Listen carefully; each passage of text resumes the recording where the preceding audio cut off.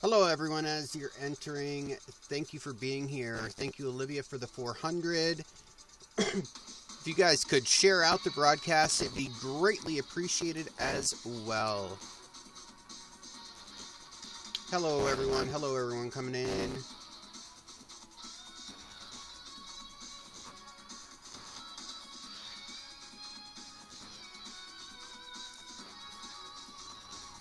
If you are on the show tonight, if you could hop up into the guest queue, it'd be greatly appreciated.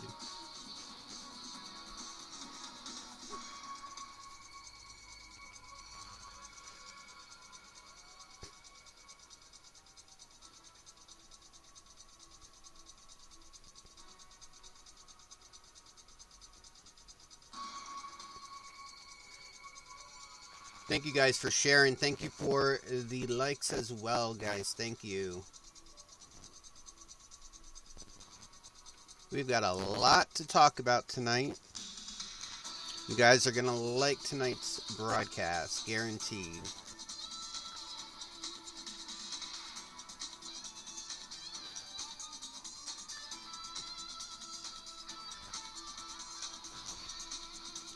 And if Olivia would have sent me my chocolate bar, I would definitely had a snack.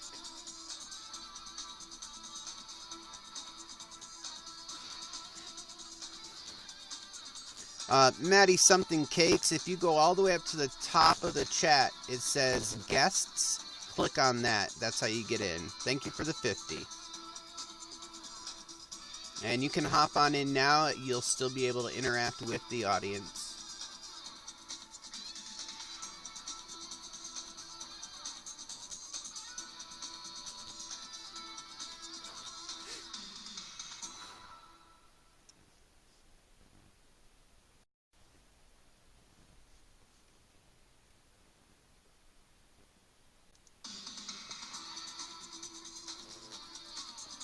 Hello, Amy. Hello.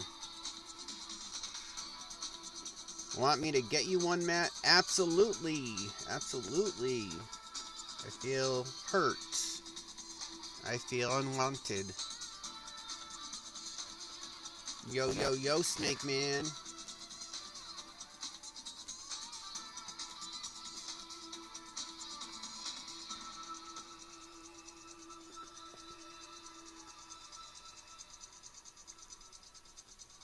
Once again, if you've not shared out the broadcast, please share it out. It doesn't cost you anything, and I really appreciate it. Hello, Chloe. Deal, Olivia. Send me two. Send me two.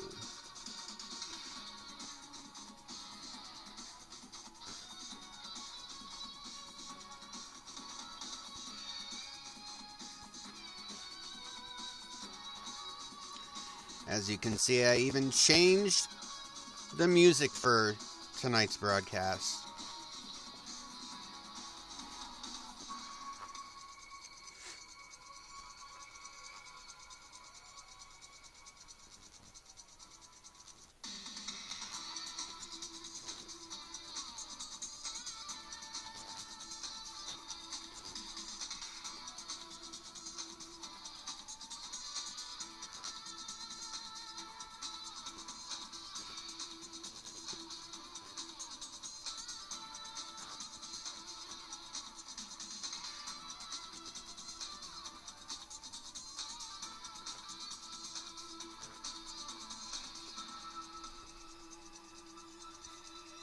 Yes, Olivia, he's our first guest. You better be here.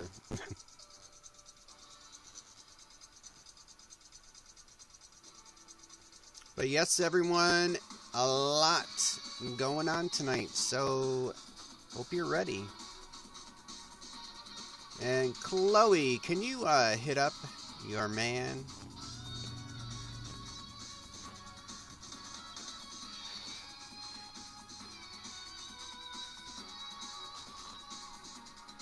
Thank you, my dear.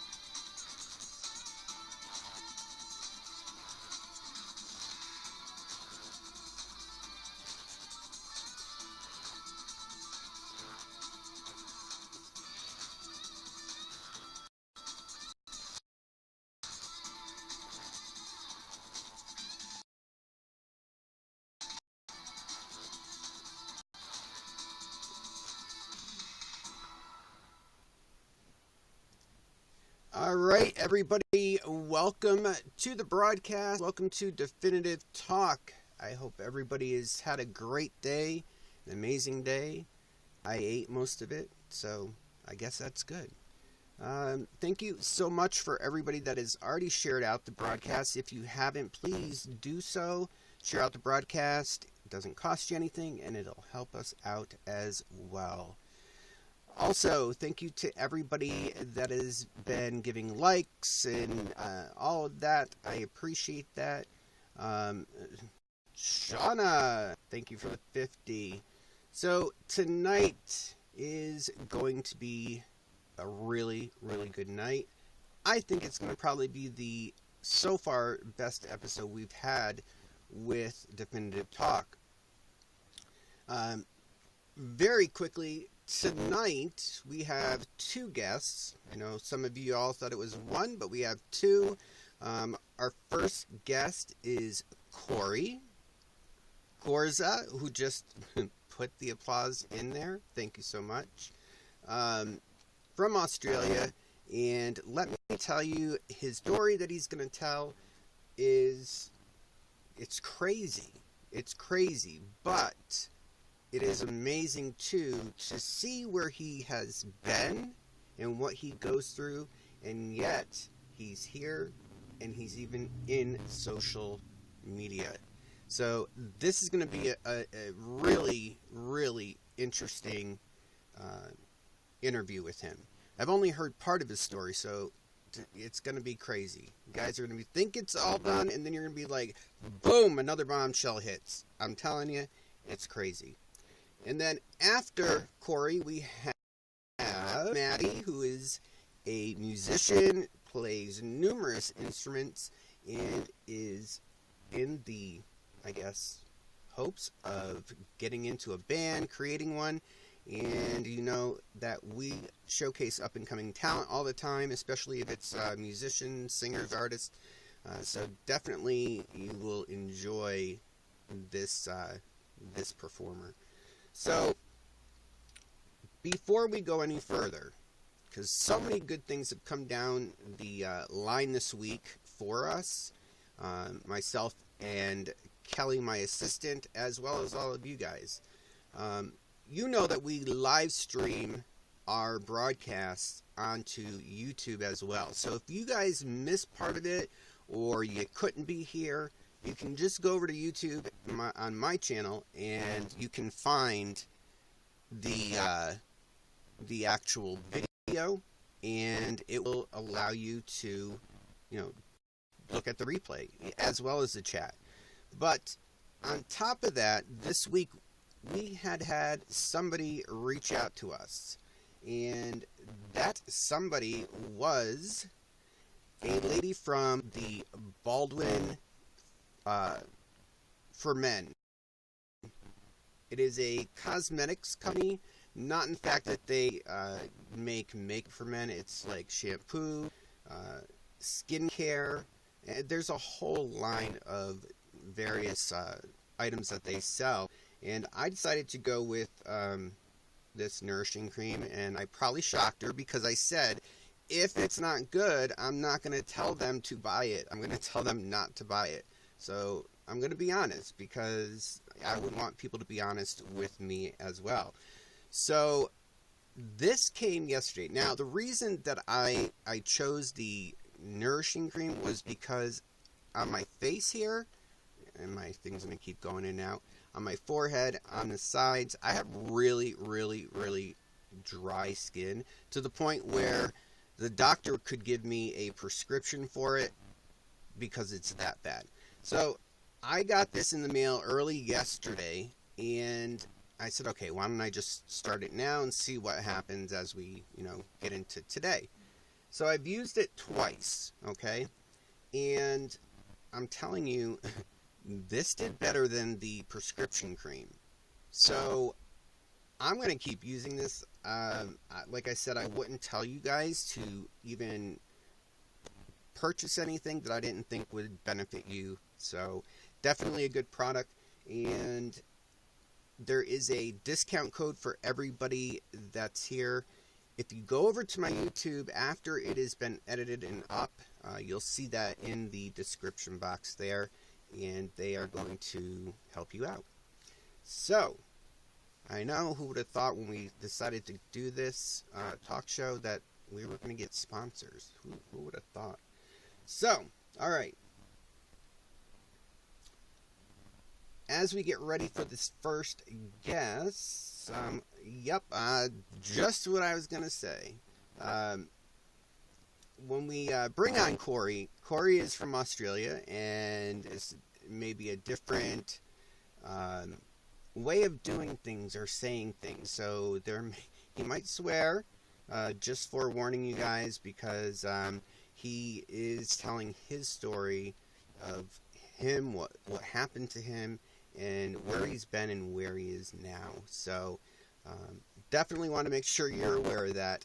But that's it. So let's bring on Cory, and you guys, I'm telling you, get ready. You better hold on to your seats, because this is going to be a ride like you never, ever would have thought.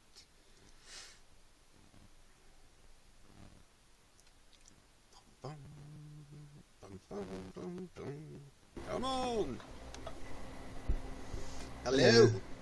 Can you hear me? Yes, can you hear me? I can. Just a little low, but I can. Okay, that's because it's a condenser microphone. Hold on. Is that a bit better? Yes. Alright, there we go.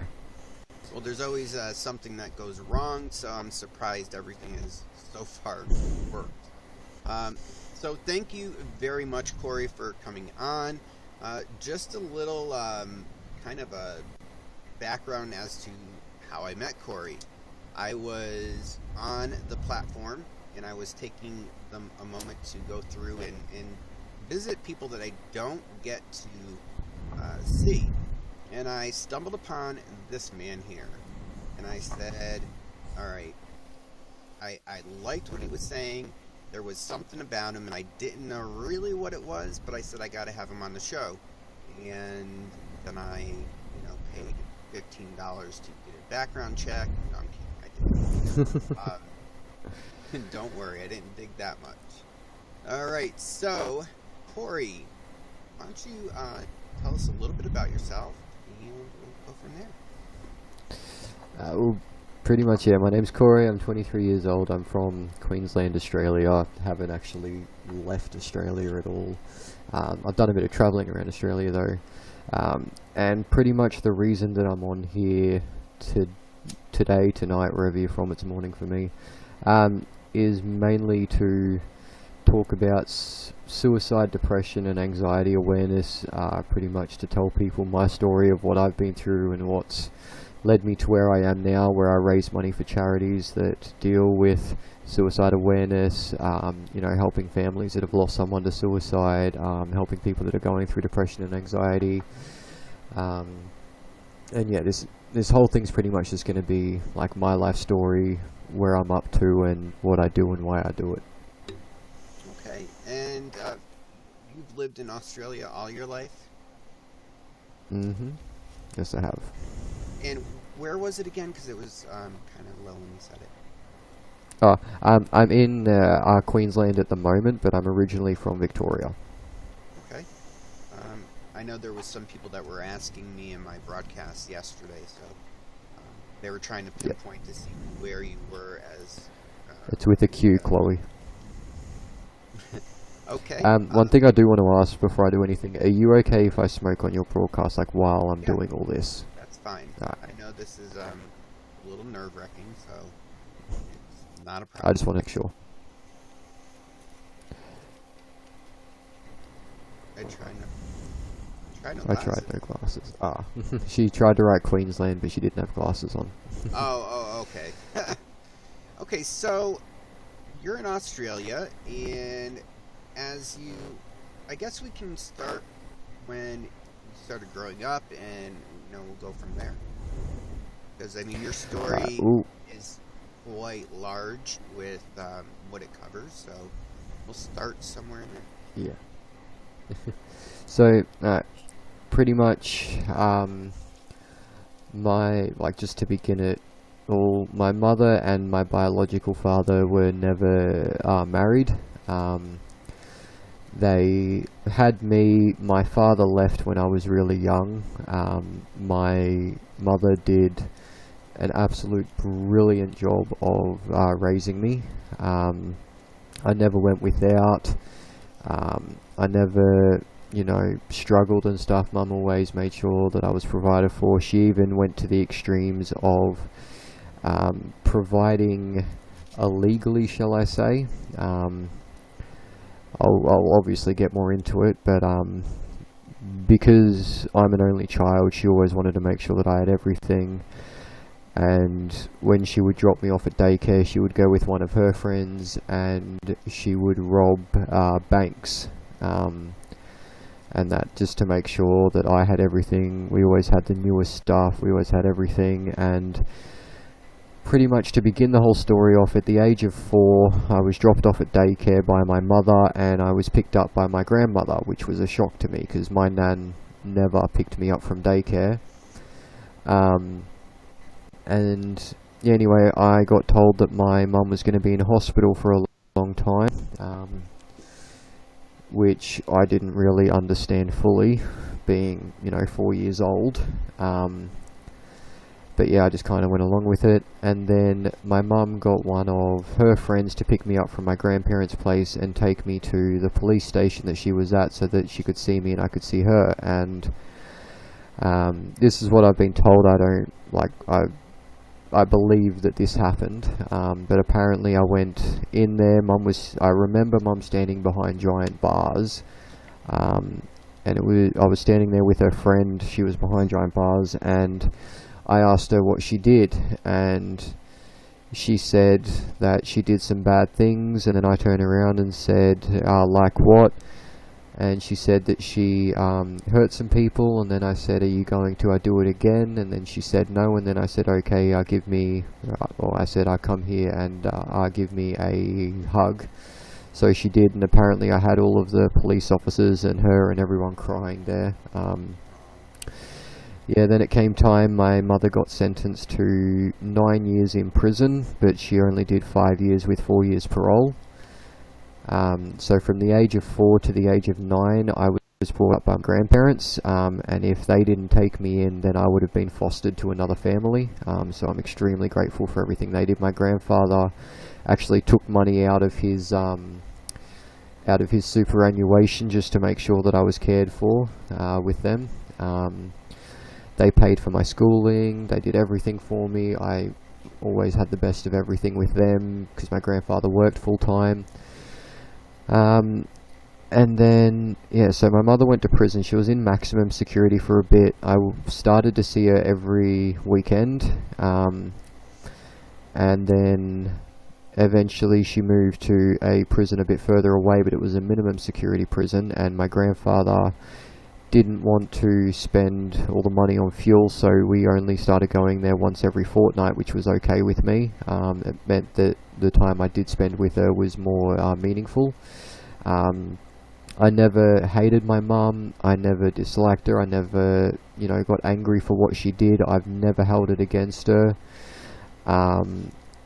I believe that she did what she did for me, and I will never hold that against her because she was only trying to provide for her son. Whether she did it illegally or legally is a different story. But yeah, I've always admired, adored my mum, so I would never hold that against her at all. In the minimum security prison in Australia for the females, their children are allowed to stay with them for a few nights in prison. So I was able to go to prison, stay with her, and I was able to pretty much, my mum got me involved with activities there because the minimum security prison was actually on a farm as well. They had sheep and lambs and cows and goats and everything there, so go and play with them while I was there. They had a swimming pool, tennis court, volleyball court, all that sort of stuff. So I'd go and stay with mum. They'd have PlayStations and stuff. We'd go and play that together. Pretty much I didn't miss out on my childhood with my mum other than the fact that she wasn't there all the time. But I would always see her, my grandparents never stopped me seeing her, no matter how much they were angry or upset with her, they never stopped me seeing her, so I've got heaps of respect for them for that.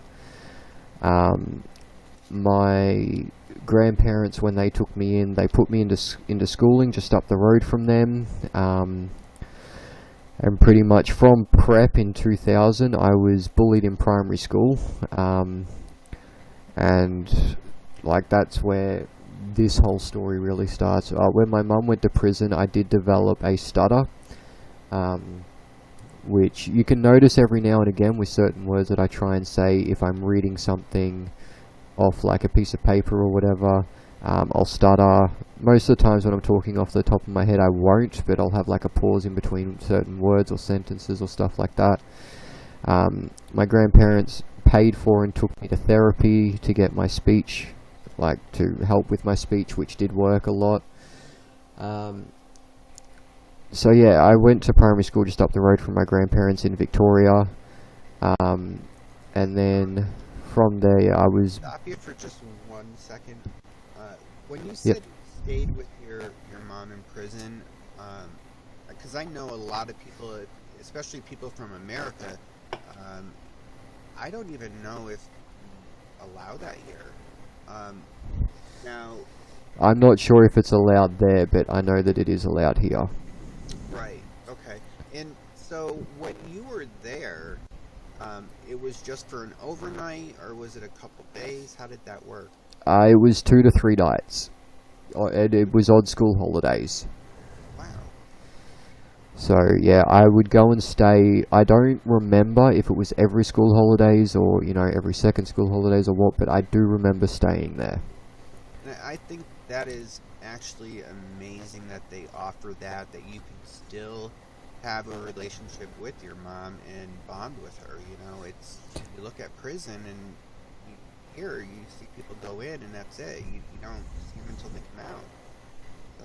Yeah, well, I believe in Australia it's only in minimum security prisons and it's only for the females. I know when my mum was in maximum security prison, I wasn't able to go and stay with her for obvious reasons. But one thing I do remember is in prison with her, there was actually a lady that was in there for something, and she gave birth to a son while in prison, and he was actually growing up in the prison with her. His first couple of years were in prison. None of the girls there would harm any of the children. They would never even think of doing it. The girls there were actually really good with that sort of stuff. They knew, and it was a pretty relaxed part. I don't know if it was this particular prison or if there's only a few here and there, or if it's every minimum security. But yeah, I just know that the one that she was at, I was able to go and stay with her. That's amazing. That is so amazing. And I would think the same mentality it works there as it does here. People that are in prison, they don't mess with kids. If there's anything to do with kids, they don't do that. So yeah, that's a really interesting thing. I'm glad you actually got to do that. Yeah, no, I'm extremely grateful. All the prison security guards, they were absolutely brilliant. My grandparents, my mum and myself, we've actually become friends with a few of them outside of prison now that mum's out and all that. My grandparents will go and see them, have dinner, have lunch with them. The other thing I will suggest too is, because for some reason my computer's being really quiet, if you want me to stop, just put your hand up, because I can see that. Okay. Yeah, just to make it easier. Did you want me to keep going? Yeah, go ahead. In primary school with my grandparents, I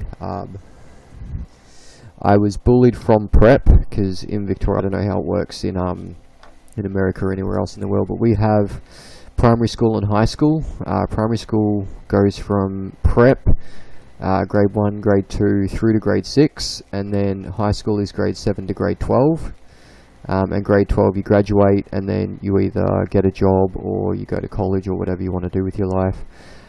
So in prep, in primary school, from prep, I was bullied. I was always the outside kid. People knew that my mother went to prison. All the teachers knew, all of the staff knew.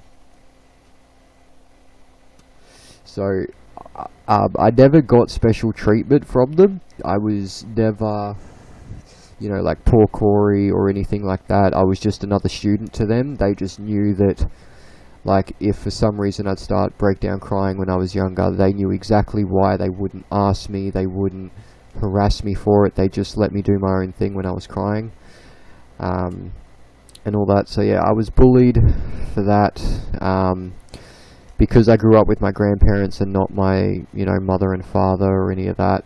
I was always an outsider type of kid. And then, yeah, it just, through the years, it kept getting more, it kept getting worse. It would get to the point where I would have, I would have food thrown at me, I'd have water poured all over me, I'd have, people's drinks poured all over me, they'd throw their bottles at me. I'd have trash cans full of trash thrown over the top of me. I'd get chased in the school grounds. I'd get chased out of school and down the road. Luckily, where I lived was about, a 1 minute run from the school, so I was never that far. So if it really got that bad, I could just run straight home, which I never did because I didn't want my grandparents to know or worry. I'd usually just run somewhere else. But this is a little kid we're talking about. This is not, a 13-year-old or something. This is probably about a 6-year-old running away from bullies. I always tried to make friends and fit in. Yeah, sorry, go on. Now, being that this has been you were bullied at a very early age, especially early in school too. What is the difference in this situation between the Cory then and the Cory now? Do you think that it's made you who you are today?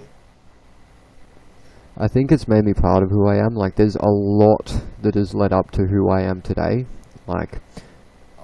If someone were to ask me what's one thing that's made you who you are today, I physically couldn't answer. If I had to say the biggest thing to make me who I am today would be my mother going to prison. Because I know that not a lot of kids have had to experience that and then grow up with, their grandparents or whatever. So, and the fact that I don't hate my mum for leaving me, and I don't think that she left me in any sense of the word, I think that would be the biggest thing that's really made me who I am today. But realistically, that there isn't one thing that's made me who I am today. Okay. But yeah, so from there, when I was 7 years old, my grandparents took me to our cousin's farm, and I was running along with the dogs. I think it was either early morning, breakfast, or around lunchtime. And I was running along with them, and I tripped over a bunch of sticks, and I fell face first into a concrete sundial. For those of you who don't know what a concrete sundial, it's one of the old things that they used to use to tell the time by the shadow. It's like a massive dial thing, like a circle thing, and then it has a little triangle sticking out of it, and depending on where the shadow is, tells you what the time is. I fell and went face first onto that. My two front teeth actually got knocked back to the roof of my mouth. I had blood gushing everywhere. I ran inside crying. My grandfather freaked out, chucked me straight in the car, and both my grandparents drove me to the nearest hospital. They couldn't do anything. My grandfather was actually passing a police car, or was coming up to a police car, started flashing his high beams hysterically. And then the police officers didn't pull us over, just let us keep going straight through. Got to the hospital couldn't do anything, so we had to go to a dentist. Luckily the dentist was able to save my teeth, pulled them back, and they're those ones there that I've got there now. They're actually hung on by one nerve. They're actually dead, which is the reason that I have a mark on them and all that. They are actually dying as well.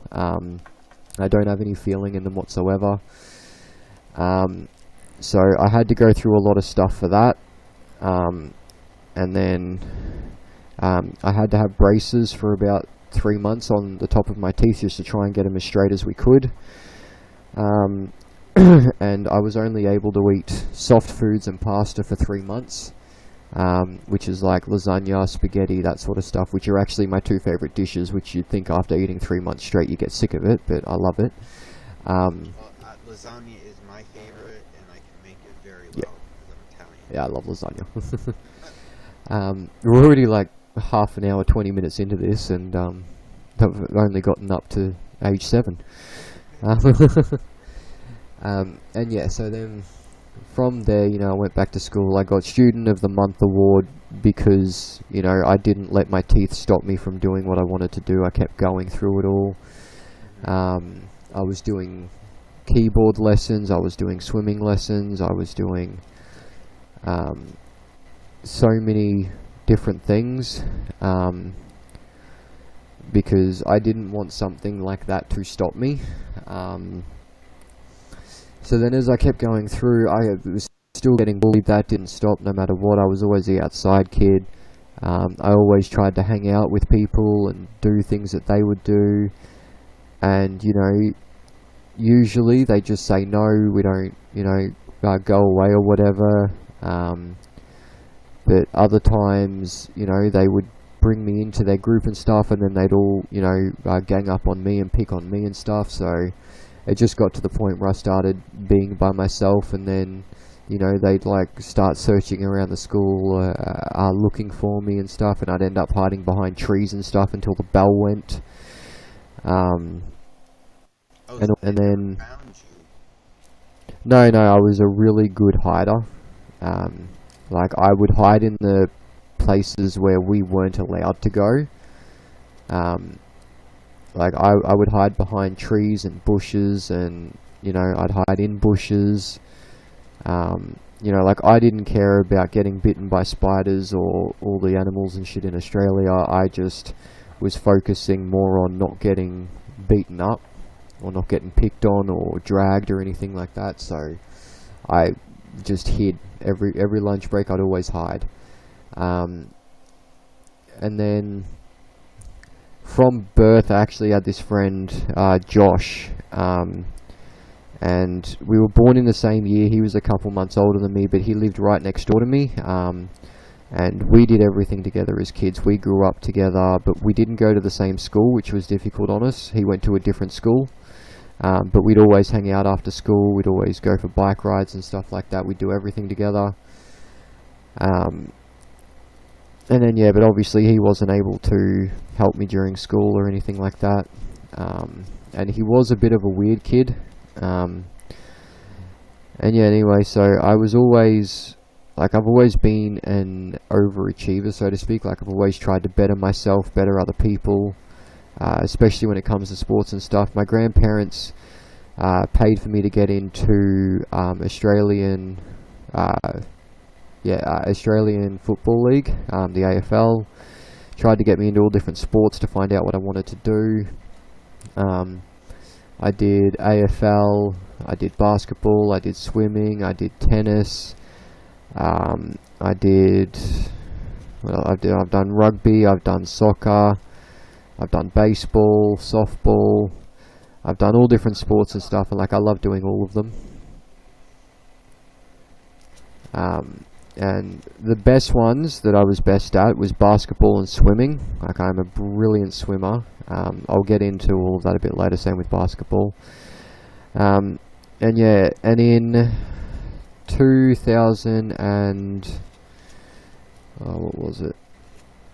Oh no, I think it was in... 2004, my mother got out of prison. She moved back in with my grandparents and I, but they just clashed too much, so my mum moved out, but I stayed with my grandparents, just because my mum wasn't set up and I didn't want to put any pressure on her, and my grandparents had everything that was going good for them, so I decided to stay with them a little while longer.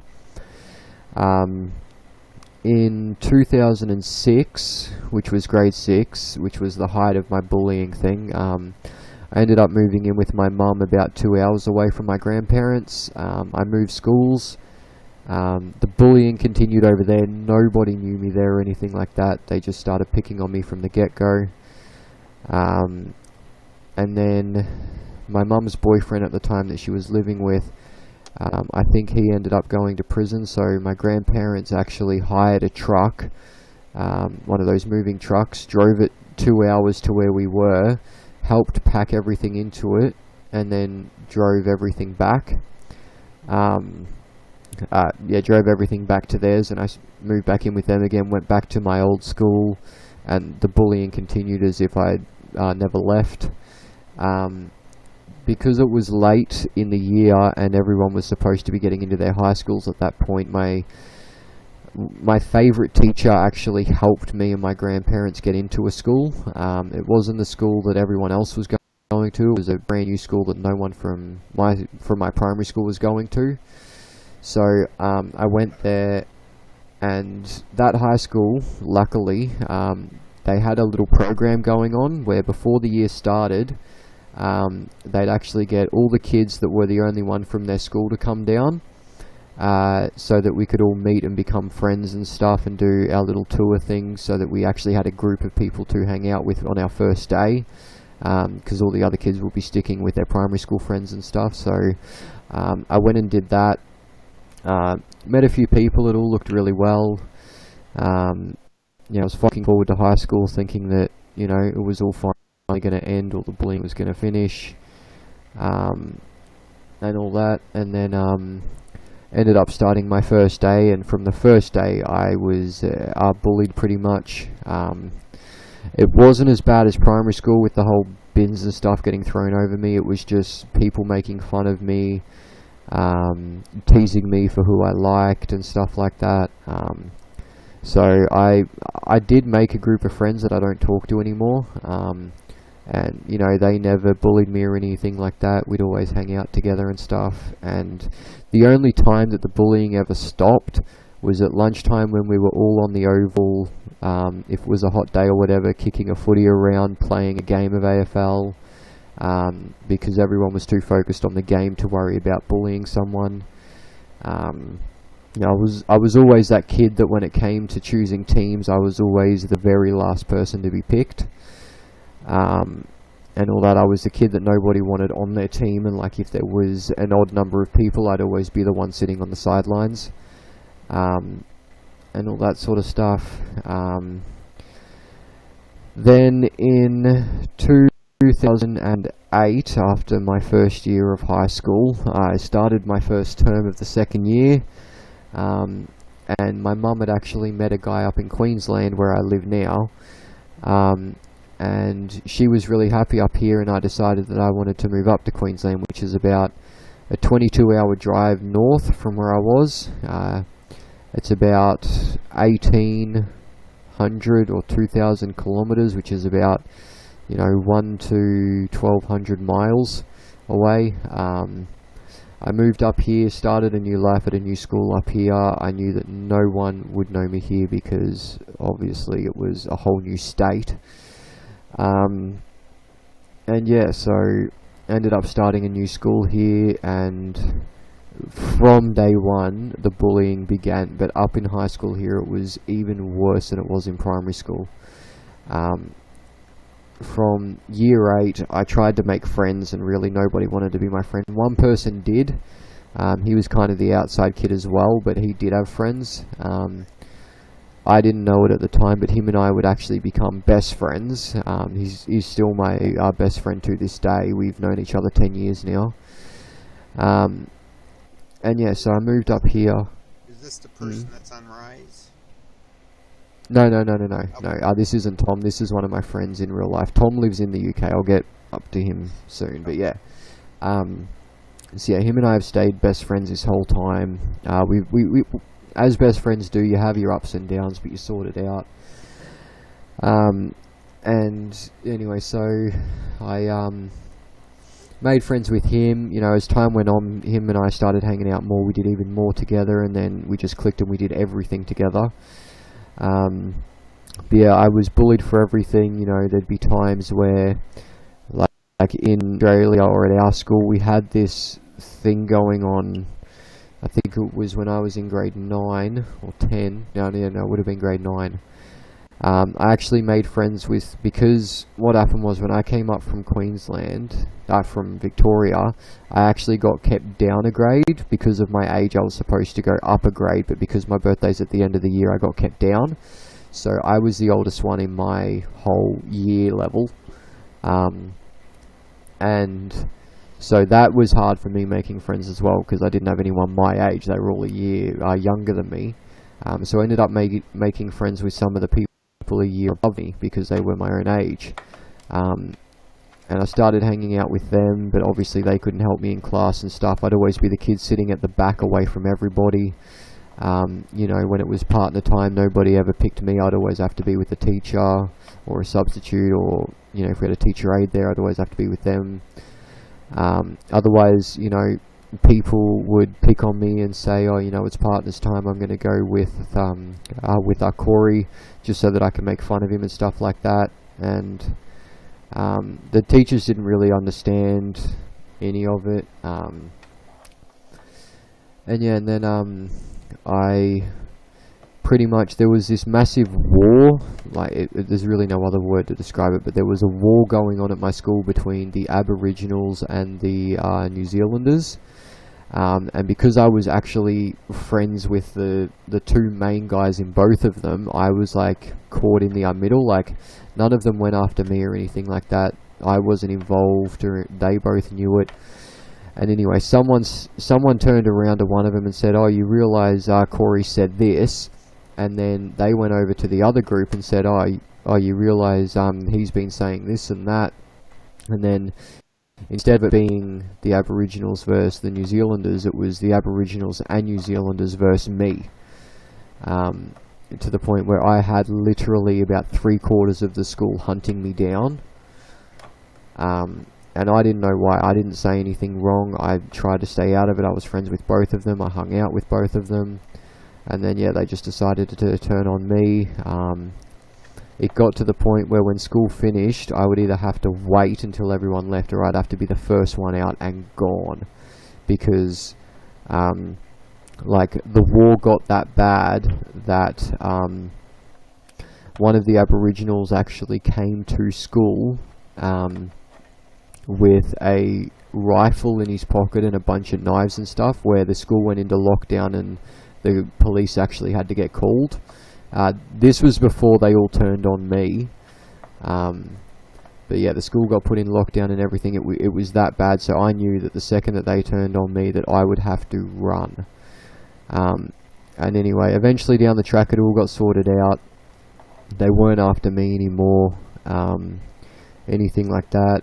But there was always those kids that would bully me and stuff. That never stopped. I'd get pushed down hills, I'd get pushed into ditches. People would throw stuff at me. If I was walking home or whatever, people would, purposefully follow me and stuff. And then when it got to a part where I'd walk down where no one else was, they'd beat the crap out of me, and all that. And then in 2011, my mum and my stepdad actually ended up having a massive fight, because my stepdad was a drunk and he would constantly abuse my mum and stuff. He would abuse me if I stood up to her. This is physically abusing. And anyway, one night it got really bad. I called the police. They came down.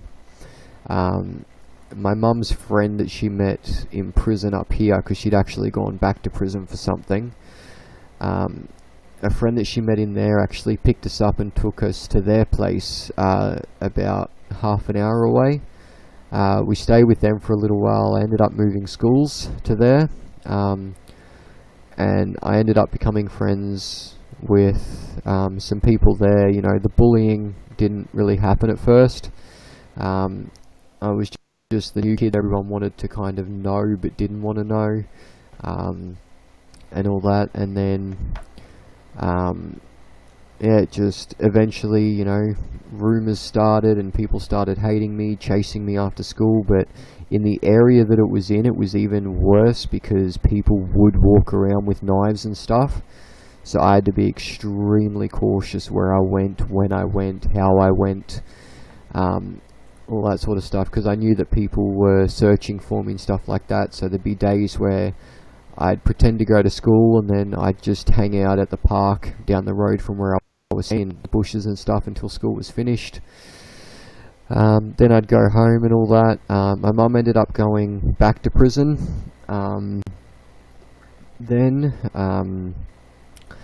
And I ended up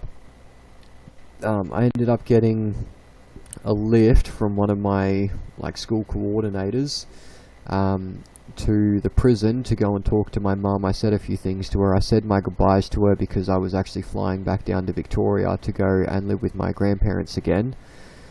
So I flew down there. Mum got out. She was back with my stepdad. I moved back up here with them. Lived in the house. Everything was going well. In 2012, I ended up moving schools again to another one where my best friend from the first school in Brisbane actually went to, and he was one of the popular kids there because in grade 12 it was the last year of school. He knew everyone there. So I ended up getting moved there, and it turns out that a lot of my actual friends went to that school. So the bullying didn't happen then, unless it was strictly just with our friends group mucking around and stuff like that. And because I was a year older than everybody, I was actually one of the first people at that school to get my license. So, I'd drive my friends to and from school. That was all good. I didn't get bullied there. I actually made a lot of friends there. And then, the second I left school there, I lost contact with all of those people. And then in 2012 is actually the first time I tried to commit suicide. I was down in the dumps. I had all of my medication that I was taking for depressants, sleeping, anxiety. I ended up taking all of them out, and I swallowed all of them. And as soon as I did that, I kind of realized. I went up and told my mum, and I told her what I'd done. She called the ambulance. And I was just sitting there with her. The ambulance came. Luckily, it was nothing major. I just needed to stay a little while in hospital, get some IV fluids into me, and it was all good. And then the next year, in 2013, I tried to commit suicide again by hanging. It failed again. The way I did it, I tied a bunch of shirts and stuff together, and then it all just fell apart. I didn't tie it tight enough, so it all fell apart. And then, because I was actually at a friend's place at the time, I called the ambulance. The ambulance and the police came. They were talking to me and stuff. I got taken to the hospital near there. I actually had to have a security detail with me at all times while in the hospital. Not for anything I'd do to anyone, just more to the fact of I had to have them just in case I did something to myself. And then from there, pretty much, I got released. I explained to them that it was a stupid decision what I did. I shouldn't have done it. All that sort of stuff. They let me go that night. It was all okay. My stepdad picked me up. I was with him. Got taken home. And then a little while later, on the subject of 2012, when I still had my license, I actually decided to move out of my stepdad's house with my mum. She stayed there, I moved out, and I was living in my car for 2 weeks. One of my good friends at the time, he actually stayed with me in my car just to make sure that nothing happened. And then about 2 weeks after that, I ended up getting my own place. I got approved for a unit and I moved in straight away. Life started looking up and stuff, and then I tried to commit suicide. And then I would, being by myself at night time, because I'd stay up at night with no one to talk to, I'd constantly have thoughts of depression, and I'd constantly have thoughts of, killing myself. I never had any thoughts of harming myself, and I never have harmed myself, like cutting or anything like that. My thoughts have gone straight from I feel really down to I'm going to kill myself. There's never been an in-between. And, you know, I've held knives up to my throat ready to do it. I've had all different ways that I was going to do it, and then at the last moment when I'm about to, I, you know, picture my mum or my dog or something like that, and I stop. And then in 2013, my best friend introduced me to his cousin. Her name was Alana. We ended up clicking straight away. You know, we had, well, not really clicking straight away, but we kind of got to know each other. We ended up getting together, and, you know, we ended up moving in together pretty quickly. We were on and off for about 3 years, and in that 3 years, she came to live with me at my stepdad's when my mum went, my mum she got extradited back to Victoria from Queensland for breach of parole. And, you know, I didn't blame her at all. I was not angry with her. I, you know, was angry at the system for coming to get her, and all that sort of stuff. I moved in with my stepdad at the time because I didn't have anywhere to go. My girlfriend Alana at the time moved in with me as well. Then my stepdad kicked me out. So we both left, went to go move into her nan's place. We actually lived in a tent out the backyard of her nan's place. Even though she had a bed in there, she actually stayed in the tent with me. Yeah, and then I ended up getting another unit right next door to where I was living. So she moved in there with me. You know, we were on and off a few times in this 3 years, and then it just got to the point where, you know, we were too toxic for each other. We were too lazy. You know, we wouldn't really motivate each other. We'd be like, okay, yeah, no, you don't really need to do that today or anything like that. And anyway, we moved. We were still in the unit. My stepdad ended up selling his house. He wanted to move out to the country with my mum. My mum was still in prison at the time. So he sold the house. He ended up renting a house on 40 acres, about an hour and a half away from where he was. And because I had a car and a license at the time, I'd go up and see him. I went up there and stayed one night. You know, if he went out, my girlfriend and I would go and house sit. All that sort of stuff. We went up there one time, and he was pretty much telling me about how when my mum got out of prison, he was going to propose to her, which I thought was incredible, because at this stage my stepdad was a completely different person, and I knew that he made my mum happy, and that's all I wanted. So I was all for it. I said, you know, I'm completely for that. He got the blessing off my grandfather because he actually drove down to Victoria to go and visit her in prison. He stayed at my grandparents' place. He asked my grandfather for his permission to marry her. I was over the moon. That girl and I ended up breaking up at this point. My mum got out of prison.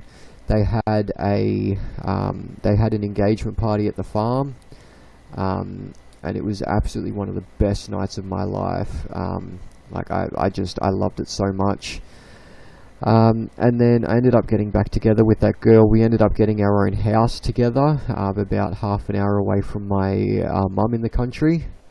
And then, anyway, everything went to hell with that. We broke up. I couldn't afford the rent by myself, so I got kicked out of there, and I had to move back in with my mum. At this point, too, I've got that much debt from phone bills, from electricity companies, all that sort of stuff. So like I'm in about $100,000 worth of debt at the moment.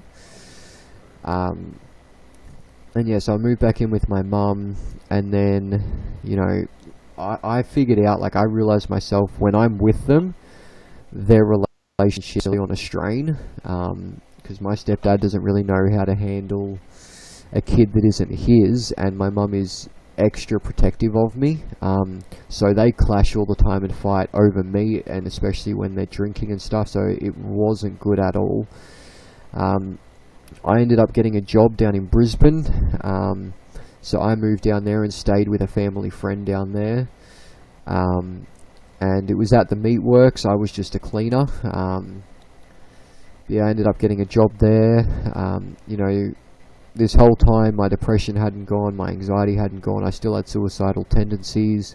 I'd keep trying to commit, and that ended up in hospital a few times because of it. I've actually had the police knock on my door a few times because I've told someone that I want to, so they've called the police, given them my address, and the police have rocked up and said, we've just got to sit here and make sure you're okay. How many times in total was that? That's a lot. I've tried to commit over 100 times. But I've only ended up in hospital about 3 to 5 times. So I don't really I don't really tell people how many times I've tried to commit and stuff, because people see it as an attention-seeking thing, which I understand. I know there is people that do attention seek. I didn't do it to attention seek. I did it because I genuinely wanted to end my life.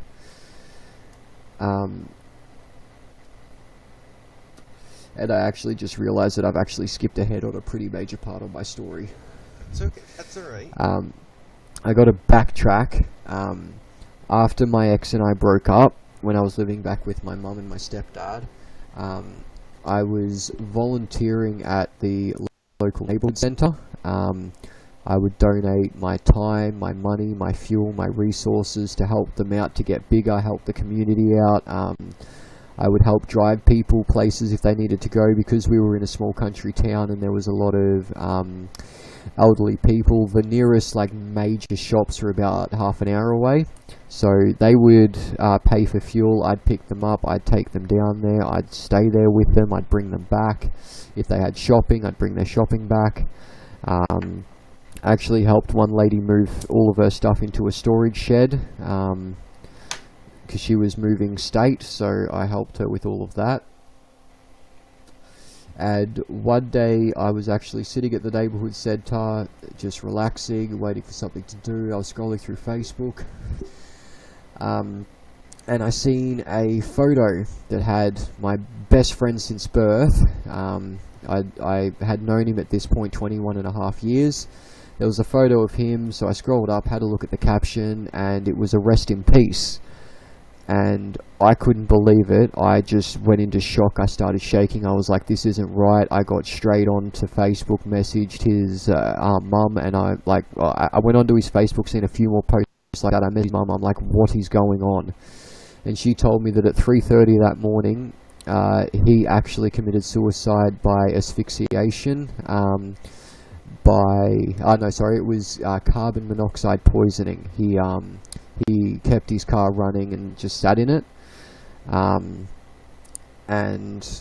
I broke down right in front of the neighbourhood centre on the main street of town. I walked inside to the lady who runs the neighbourhood centre. She was on the phone. I just walked in there. My eyes were red. I was bawling my eyes out. She got straight off the phone, asked me what happened. I told her that my best friend, since birth, had because our lives turned out very similar in a lot of ways. It was scary. I told her what happened, that my best friend since birth, I've known him 21 and a half years, has just committed suicide, and I spoke to him a couple nights before that and he was fine. He just got a promotion at work, he just got his new roster, life was going great for him. And then I wasn't able to fly down to Victoria for his funeral, so I wasn't able to say my last goodbyes to him, which still to this day breaks me. I understand that 100% because, when we were talking before, I said, I haven't gone through everything you've gone through, but like you said, it is similar. And yeah. My best friend, same thing, right? I was just with them and then, gone. So I understand that. Yeah, my stepdad was part of a bike club that my mum didn't get along with, and because my mum didn't get along with them, I didn't like them. I am extremely protective of my mum. I would do absolutely anything for her. So she didn't get along with him, which meant that I didn't get along with him. But for my stepdad, both myself and my mum, we kept our mouths shut about it all. We just went there for him. When they had nights and stuff, we'd go and talk to them, you know, as if they were our friends and stuff like that. And yeah, anyway, back to the job. I ended up getting a job down in Brisbane, so I had to move back down to Brisbane. Their relationship started going really strongly. And then on the 20th of December, I ended up walking out because I was vomiting in the toilets, and working with meat, I didn't want to go back down and throw up all over everything. Like, I was working 4 days a week, working, you know, 14-hour shifts a day. So I made the decision to leave, which was my own stupid fault. Once I got off the train, was almost at home, I got a call from my supervisor saying, hey, pretty much don't come back. I didn't get angry at them or anything. I completely understood. I'm like, hey, thank you for the opportunity. I'm really sorry that I screwed up, and all that. And then, anyway, the very next day I was sitting down. I was actually about to start walking to... Oh no, sorry. I was in the kitchen, and I got a call from my mum off her mobile, and where she was living in the country, she didn't get reception. So whenever she called me off her mobile, I knew that she was out and about. And I picked up the phone and I said, hey, what are you doing? You don't have a life. Just as a joke, because it was something that I say to her all the time. And she had a real panicky tone in her voice, and she's like, yeah, you're right, I don't have a life. And then said that my stepdad has been reported to the police. He went to the dam near their house to go check his yabby pots. He went underwater and he hasn't come back up. I freaked out at this point. I felt like an absolute asshole, and I was like, wait, what's going on? She said it again, and I just said, Mum, call me as soon as you know what's going on. And I was frantically, because I had my license at this point, I just didn't have a car. I was actually saving up at work to get a car. And I was frantically trying to find someone's car that I could borrow just to go up there and help search, because I am a brilliant swimmer. Like, I have my surf life-saving certificate. I've got certificates and medals in swimming and stuff. Like, one time when I did swimming lessons, I don't know if it's anywhere else in the world, we have this thing called squads in Australia, which is where you have a squad of people that, you know, get taught how to swim, do their strokes properly and stuff. My grandparents signed me up for that. I did it for a little while. I was in there for about 2 weeks, and we had people from Tate Swim, T-A-T-E Swim, come in, which is about a level or two above squads. And out of about 400 people, they were only choosing 2 to go through to Tate Swim. I'd been there for 2 weeks, and I was one of the people chosen. Oh, wow. So I went through to Tate Swim. They asked me what days I wanted to do. I said I would like to do Thursday after school and Friday after school. Tuesday after school and Friday after school. Tuesday was... because we had the indoor heated pools and we had the outdoor non-heated pools, and in Victoria it's really cold. So Tuesdays was in the indoor 25 metre heated pool, and Fridays was in the outside 50 metre pool. So I did that for ages, and I was an excellent swimmer. My grandfather would come down, because he's a brilliant swimmer too. He would watch me swim in amazement. And, you know, if I had have kept going with it, I probably could have gone into the Olympics if I really wanted to, and all that. So, but I ended up moving up to Queensland. And anyway, I was frantically calling around trying to find out, you know, if there was someone's car I could borrow, if something was going on, you know, if I could do anything to go up there and just help. I was trying to call Mum, she wasn't picking up. I had no clue what was going on. I tried calling Mum, she eventually picked up, and I was actually walking to my friend's place to go and ask their dad if I could borrow their car. And then Mum picked up, and I said, hey, is there any news yet or whatever? And she said, yeah, they've found his body, and he's not breathing anymore. He's passed. So I broke down on the sidewalk. I just collapsed. I hung up the phone. and I just collapsed into a heap. As soon as I gained the strength, I ran back to my family friend's place and just collapsed in the kitchen. I was in absolute hysterics, and then pretty much I was trying to find a way up there. No one could drive me till the very next day, but I ended up getting a lift up there. And I seen my mum. She had people surrounding her and stuff, and I ended up, as soon as I got out of the car, when I got there, my mum looked at me, came straight up to me, bawling her eyes out when she saw me, gave me the biggest hug. I had to stay strong for her. I didn't cry, I couldn't, because I had to be there for her. And then, yeah, so, that was a major, I moved back in with mum at that point, just to try and help support her with everything. We'd be back and forth between Brisbane and our house, setting up for the funeral and stuff. And it was absolutely devastating on all of us, especially my mum.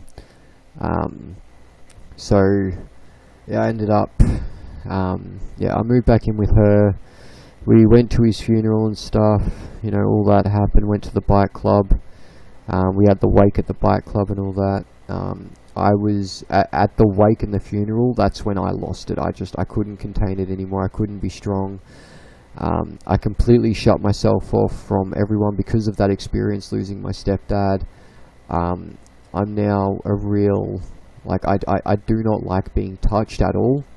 I get really frantic when someone touches me now, because the way that my mum described it, this was literally her last moments with my stepdad, was that they were having a blue at the time, and he was with his friend, and they were going off to go get yabby, to go check the yabby traps. He stopped the car just out the front of the house and said, "Okay, I'm off now," and my mum turned around and said, "Yep, whatever, see ya." And they went down, and the description of what happened, because it ended up getting on the news. I had to talk. This was 4 days before Christmas, the 21st of December. So we didn't have Christmas that year. But to save his family the trouble, I decided to go onto the news myself. I did the interview for them. And the way that it was described by everyone was they went out to check the yabby pots. My stepdad went out in his canoe while his friends stayed on the shore, or on the bank, and a storm actually rolled in, and my stepdad was already having problems with his heart. He hopped out of his canoe to check the last 2 yabby pots, and his canoe started drifting away, and his friend wasn't a good swimmer at all. And then he knew that he was in trouble, so he started screaming out for his friend, trying to get help, trying to, because he knew that it was going one way or another, so he knew that he wasn't going to be able to get to his canoe himself. He knew that he wasn't going to be able to get to the shore himself, so he was screaming out for help. His friend tried swimming out 3 times but couldn't. The waves that the storm had created just started getting bigger and bigger, and he started swallowing more and more water. His heart was playing up on him. And then he got found about 100 meters from where he was last seen on the bank. His body got washed ashore. And then, the police and ambulance wouldn't let my mum see the body, but they would let his friend see just to identify the body. We got the coroner's report back, and it said that he did, it said in the coroner's report that he was having problems with his heart, but what caused his death was lack of oxygen, and he had water in his lungs. So that was the end reason of him passing away. It breaks me thinking about it. I'm trying not to tear up myself. my mum hasn't been the same since. She was finally happy with someone. She was finally about to get married and start a life, and that all got taken away. And my biological father, who was never in my life, he passed away in 2013 of brain cancer. I did fly down to his funeral to say my goodbyes to him. It was the second time in my life that I remember seeing him was in the casket. And anyway, when at the wake at the bike club, all of the members there were absolutely atrocious to me. The president of the Brisbane chapter, he actually gave me a lifetime membership, a lifetime associateship, which it didn't really mean anything to me, but all it really meant is that, you know, I didn't have to pay the yearly membership fee. I was able to go there whenever it was open. If I wanted to get drinks, I get cheap drinks, stuff like that. And I ended up going there with my stepdad's sister, my auntie, and my friend at the time. And anyway, I said the wrong thing about something. They got really defensive. One of them threatened to keep me hostage until my mother gave them something that they thought rightfully belonged to them when it didn't legally. And then the national president, when I started sitting by the bonfire by myself just to relax a bit because I didn't want to be around any of them, the national president actually came barging out, and I thought he was going to sit next to me and just shout at me. He actually booted me off the seat and then just jumped on me and started laying into me. And this guy's about literally 5 times the size of me, like he's huge. And just started laying into me. I actually have a photo on my phone that my friend took of me once we left, of all of the injuries he pretty much left on me. I had bruising all over my face. You know, he pretty much ripped my shirt. I ended up getting away from him and just leaving. And I haven't gone back there since, and I refuse to. As far from what I've actually noticed, the whole bike club has been shut down. I know that they had a fire at one stage, and the national president that beat the crap out of me, he actually had to get taken to hospital for smoke inhalation, and the whole bike club got burnt to the ground. But the people that own the house and stuff where the bike club was have actually demolished all of it, because they owned a bunch of houses there. They've completely demolished all of it, and they're doing something else with it now. And yeah, so I haven't gone back there since then. I did try joining my stepdad a few times. It was actually one night when I was living there. He was outside by the fire doing something, and we have a massive shed where we were living. And my stepdad was a beekeeper and everything, so I knew we had like bungee cords and all that sort of stuff. And I had this full plan of how I was going to kill myself that night. And I walked outside to go to the shed and do it, and if it wasn't for my stepdad standing at the fire right in front of it, I probably would have gone up and ended my life. But because he was standing there, I didn't want to walk past him that late at night, so I stayed in and ended up just laying in bed waiting for him to go inside. He never did, so I ended up falling asleep. And then anyway, when he passed away, I took over his beekeeping business that he had. And I was doing that for a little while, and then,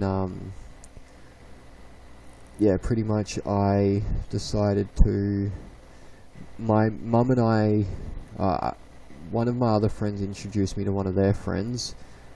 We started getting close, but we never dated. It was more like a friends with benefits type deal. They ended up moving in because of the lifestyle they were in. They had a shocking bringing up, and my mum is one of those people that will bring people in, especially if they've had a troubled childhood and stuff. So they moved in with us, and then pretty much we helped her get into school. She got into school. She started doing really well, and then started really getting back to her old lifestyle. So she started screwing up, and I tried to point her back in the right direction. Then we all got kicked out of our house because our landlord wanted to put the price up. But he he couldn't do it while we were there, so he made up an excuse and kicked us out. But he did give us 2 months to find a place. We ended up deciding to move further up north, about another 22-hour drive up north to Cairns in Queensland, to stay with one of my mother's friends. And anyway, this was only for my mum and I, so the other person that was living with us, they ended up having to stay somewhere else down in Brisbane. And anyway, we moved up there in December, about 2 days before my birthday. Everything was going really well up there. I got a job pretty quickly. I was the manager. It was a really dodgy place to work. The guy, like the boss, was dodgy. He'd actually been in the news for faulty advertising, faulty businesses. He was legally not allowed to actually own a business in Australia by the Australian federal government. So that was all dodgy. Ended up staying there till February. And in January, because I was talking to my friend that was staying with us, and I actually started to get really big feelings for them when I left, because that whole, leaving someone and stuff like that.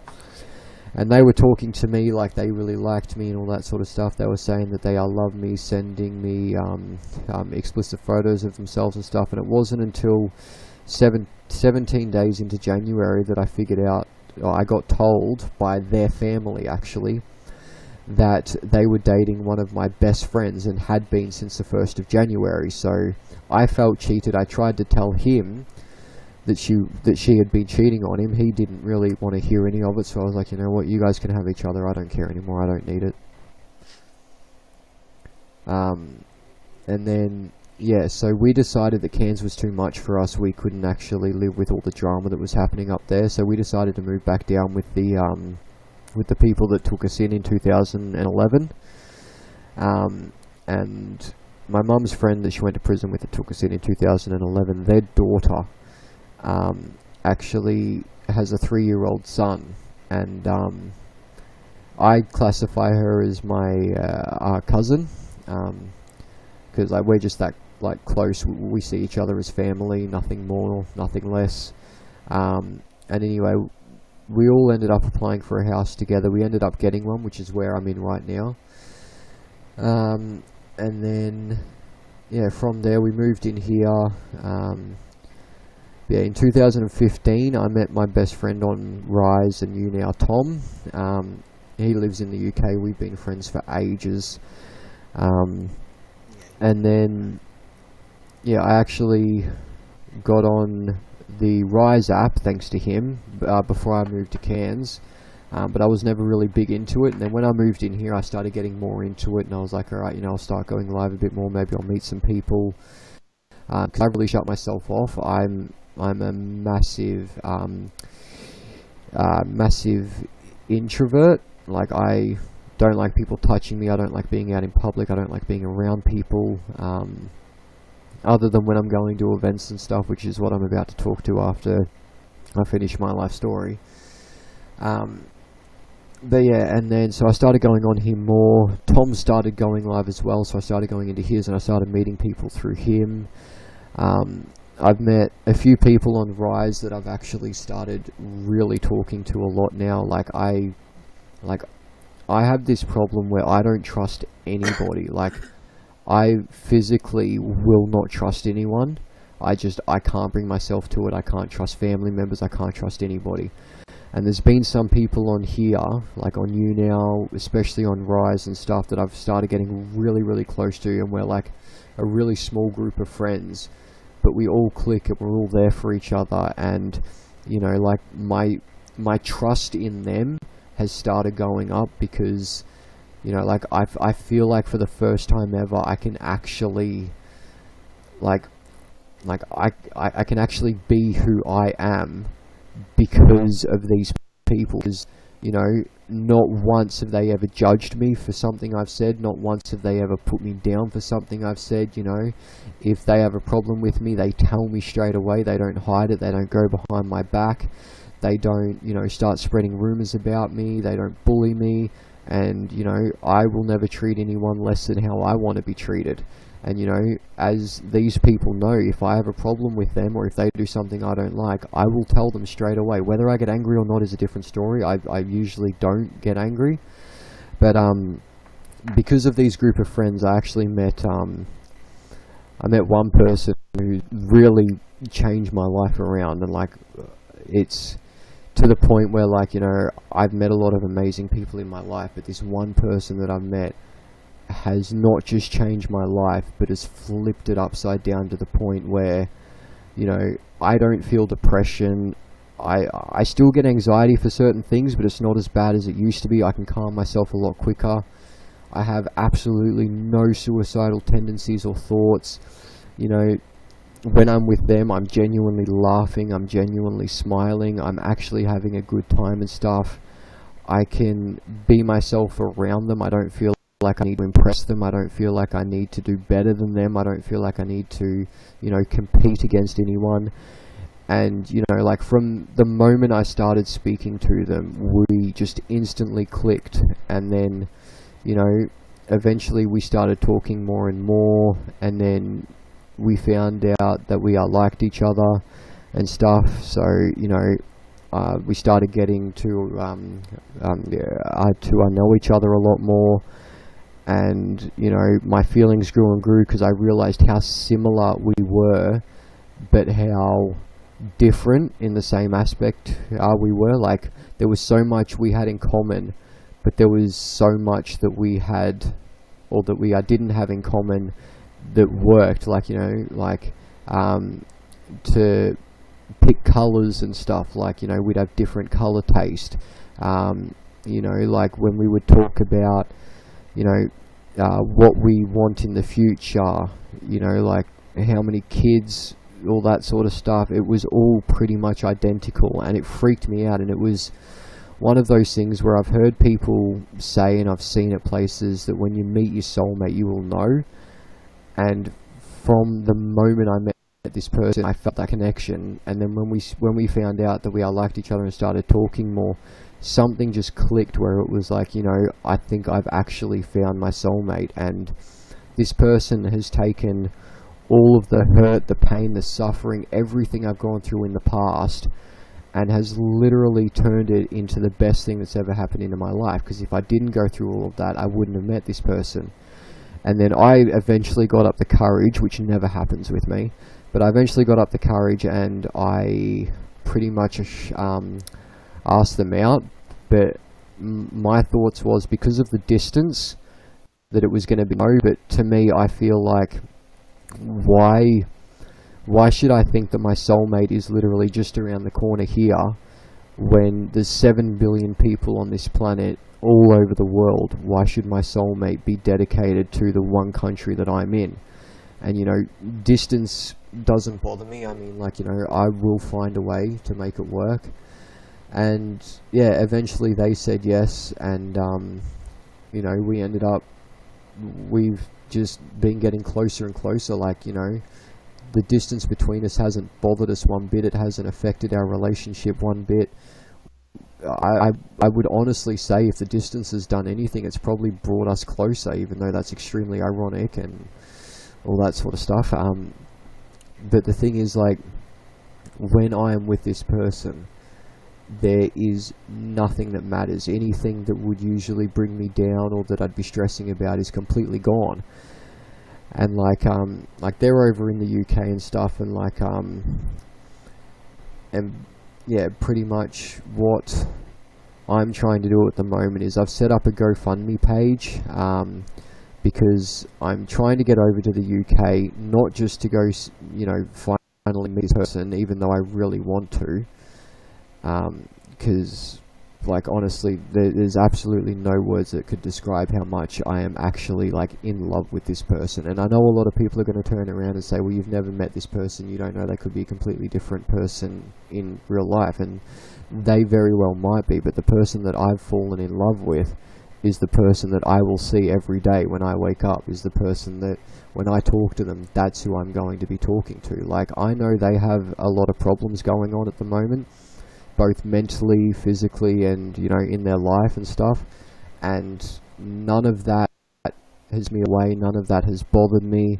You know, I've said to them 1,000,001 times, I will be here for you through everything. You know, whether it's, you know, you're having a bad day or a panic attack, or whether, you know, you're just reminiscing on a memory, or whether something's happened that day and you just need someone to cry to, I will always be here. There's going to be nothing that's going to stop, like, there's pretty much going to be nothing that's going to make me leave. You know, like, I know that my family doesn't really agree with the whole long distance thing. Like, my mum just wants me to be happy. That's all she wants. But, like, I know that when I talk to them about this person in the UK, I can see it in their eyes, and I know that they're thinking, well, you know, this is only going to last, you know, a couple of weeks or whatever, and he'll find an Australian girl or whatever. But I know deep down that I don't want anyone else. And, like, I've met a lot of amazing people on Rise and stuff, and YouNow, and, like, that's one of the main reasons why I want to go over to the UK. But one of the main reasons that I set up this GoFundMe to try and raise money to go over to the UK is not just for me to go meet these people. And, you know, even though for me, I know that a lot of these people are going through a hard time, and I'm feeling like I'm just a face behind a screen. Like, I could be absolutely anybody, and for me to go there and meet them and say to them, I'm here for you in person, I'm not just a face behind a screen, would mean the absolute world to me.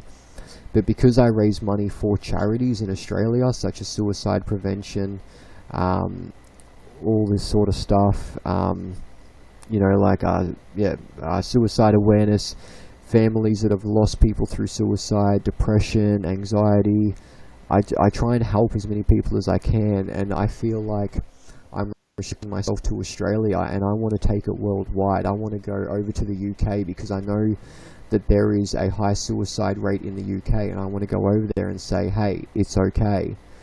And I want to, you know, tell them that it's okay. I want to raise money for these charities that help these families and help these people and stuff.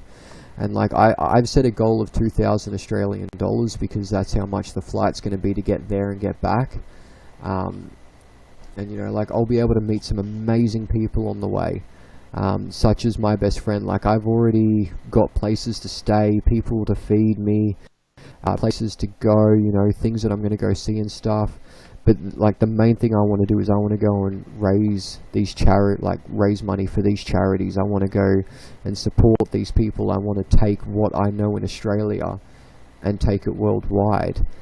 And, like, you know, like, yes, when I go over to the UK, I'm going to see these people. I'm going to see the person that, you know, I'm with, that I'm dating, that I'm, like, absolutely head over heels in love with.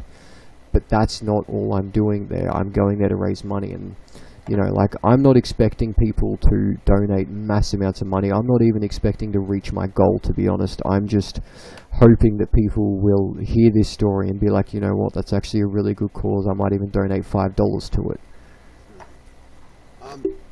One of the things, when I heard, you know, when we talked the first time, and we didn't get this in depth, but we talked about what your end result is. What is it going to be with these different things that you're an activist for? You know, the suicide. Okay, so is a big one. You know, I told you that's happened with me. You know. So, yeah. When a lot of people, and you'd be surprised because a lot of people do come to me and ask to, oh, can you mention this, can you do that? I don't always do it, very rarely, and that's why I have no problem with doing it, because these are important things that need to be brought out there, you know, and yeah. I do have phone numbers for England and here. I'm going to put those up after. So, yeah, absolutely. I think it's a good cause. I think people need to be more aware of what's going on. And, you know, like you said, whatever can be donated is all that you're asking. So. See, like, for me, I'm I'm 6'2", I weigh 60 kilos, which for my height and my build, I'm really skinny. Like, I am underweight. I have tattoos, you know, I don't look like the scariest person, but I don't look like the nicest person in the same aspect. Like, if you were to walk up to me in the street and I was wearing what I am now, I wouldn't really be someone that you would just approach and say, you know, hey, how are you type thing. But the thing is, like, the only time I ever feel comfortable is when I'm out there doing stuff for these charities, when I'm out there trying to raise awareness for this sort of stuff. And, you know, I've gone through it and I've gotten myself out of it. I have had help along the way, I will admit that. I've had people that have dragged me completely out of it. But I've also done a lot of it myself, because I've realized what I've got around me. I know what I do, I know what works, and I feel for myself that because I know what works, I can put my life experience, even though I'm still young and I've got a lot to go through yet, I can help these people that are going through depression and anxiety, because the rates of depression and anxiety, and especially suicide, are going up exponentially every day. Every day, so many people are diagnosed with depression. A lot of people fake it. A lot of people fake being diagnosed with depression. And a lot of people do it for attention seeking, but you can tell the genuine people that are depressed. And that's what I want to do. Is I don't want to stop at the UK or Australia. I want it to keep going all the way from Australia to the UK to worldwide. If I need to take it to third world countries, I will take it to third world countries. I don't want to stop, because I know what it's done to me physically, emotionally, to my family, to my friends, just because I've been depressed and I've been suicidal. I don't want anyone else's families going through that sort of stuff, and I want people to realize that there is ways of dealing with this yourself if you don't feel comfortable talking to other people. There is ways, there is people in certain places, and, you know, it may not be one of those places that's like, oh, you know, if you pay us, we'll help you. It may be one of those things that you've just got to search in a Facebook group, a Twitter hashtag, an Instagram hashtag, or something like that. You just got to search one simple thing that you wouldn't have thought of searching before, and literally there will be thousands, like hundreds of thousands of people there ready to help you.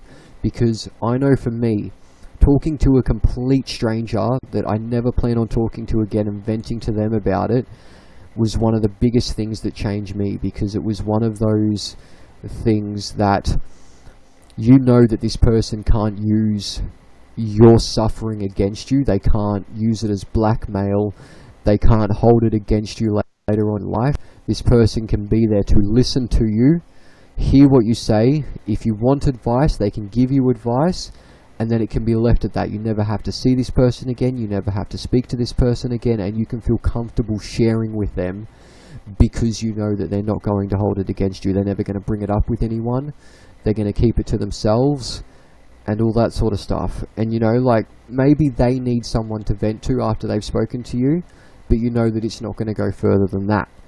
And that's what I'm trying to do, is, like, you know, I'm not trying to really raise money for these charities that say they're going to help people and then don't, or that, you know, they help these people with paid services.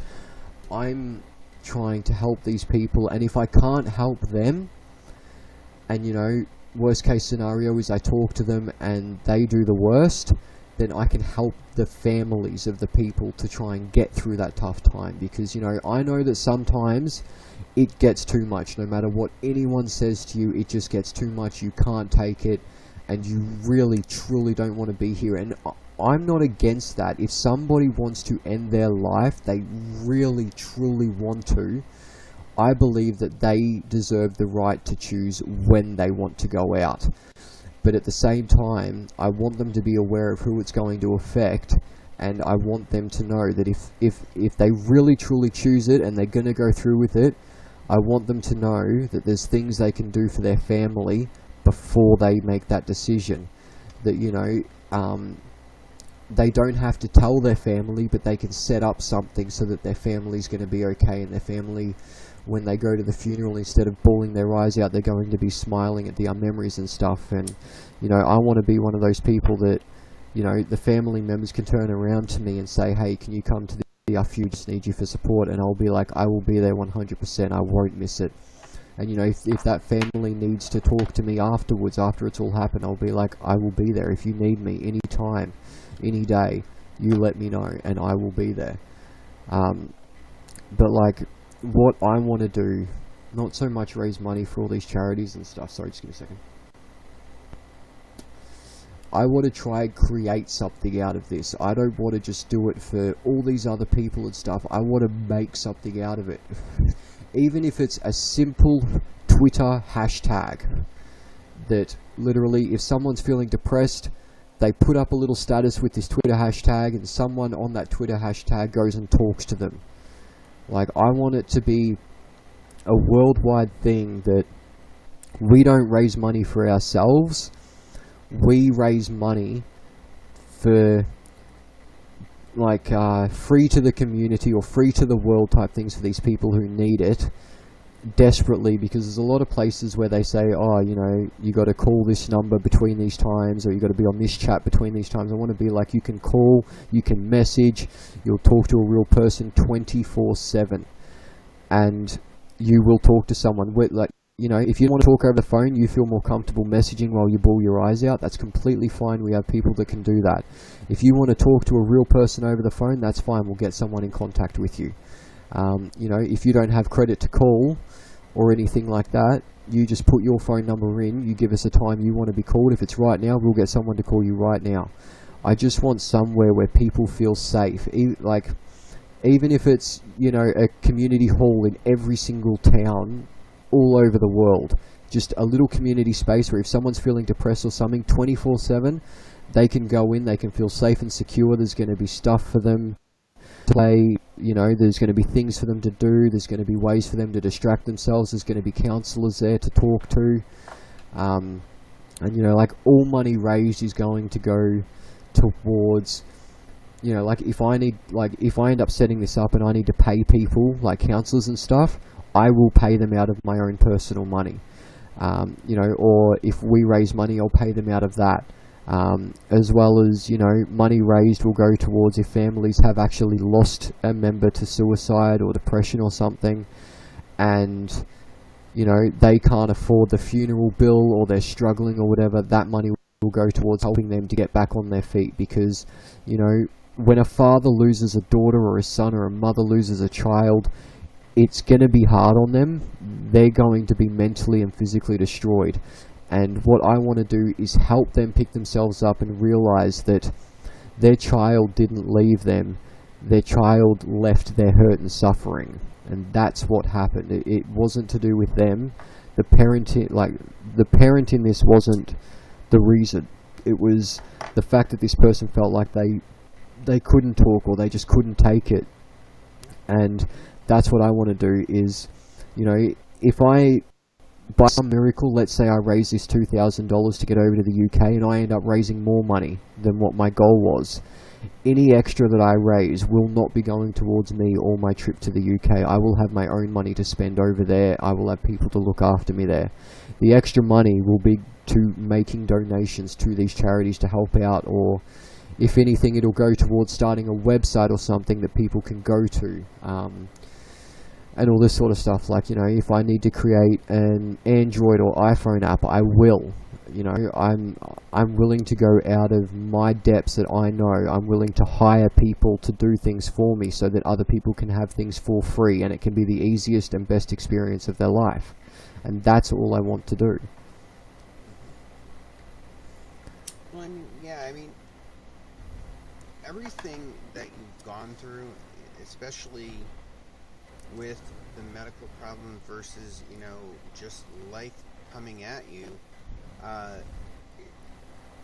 it's got to be a testament to people that are definitely struggling. I mean, my show that I used to do, well, I mean, I still daily broadcast here, but it was what you were saying, almost word for word, a place that's conducive for people to come and not be fearful that they're going to be judged, harassed, you know, if they're going through something, they need someone to talk to. Because you gotta think about it, most people, 13 to 18, most of them don't see their parents now because their parents are working like third shift or whatever the case may be. So they're going to get the information. Where are they going to get it from? So yeah, that's a great idea with the website and that. I'm just still trying to process some of this stuff. I mean, it's crazy that you're 23 and this is what's been dealt to you. And yet, as much as I'm so amazed at it,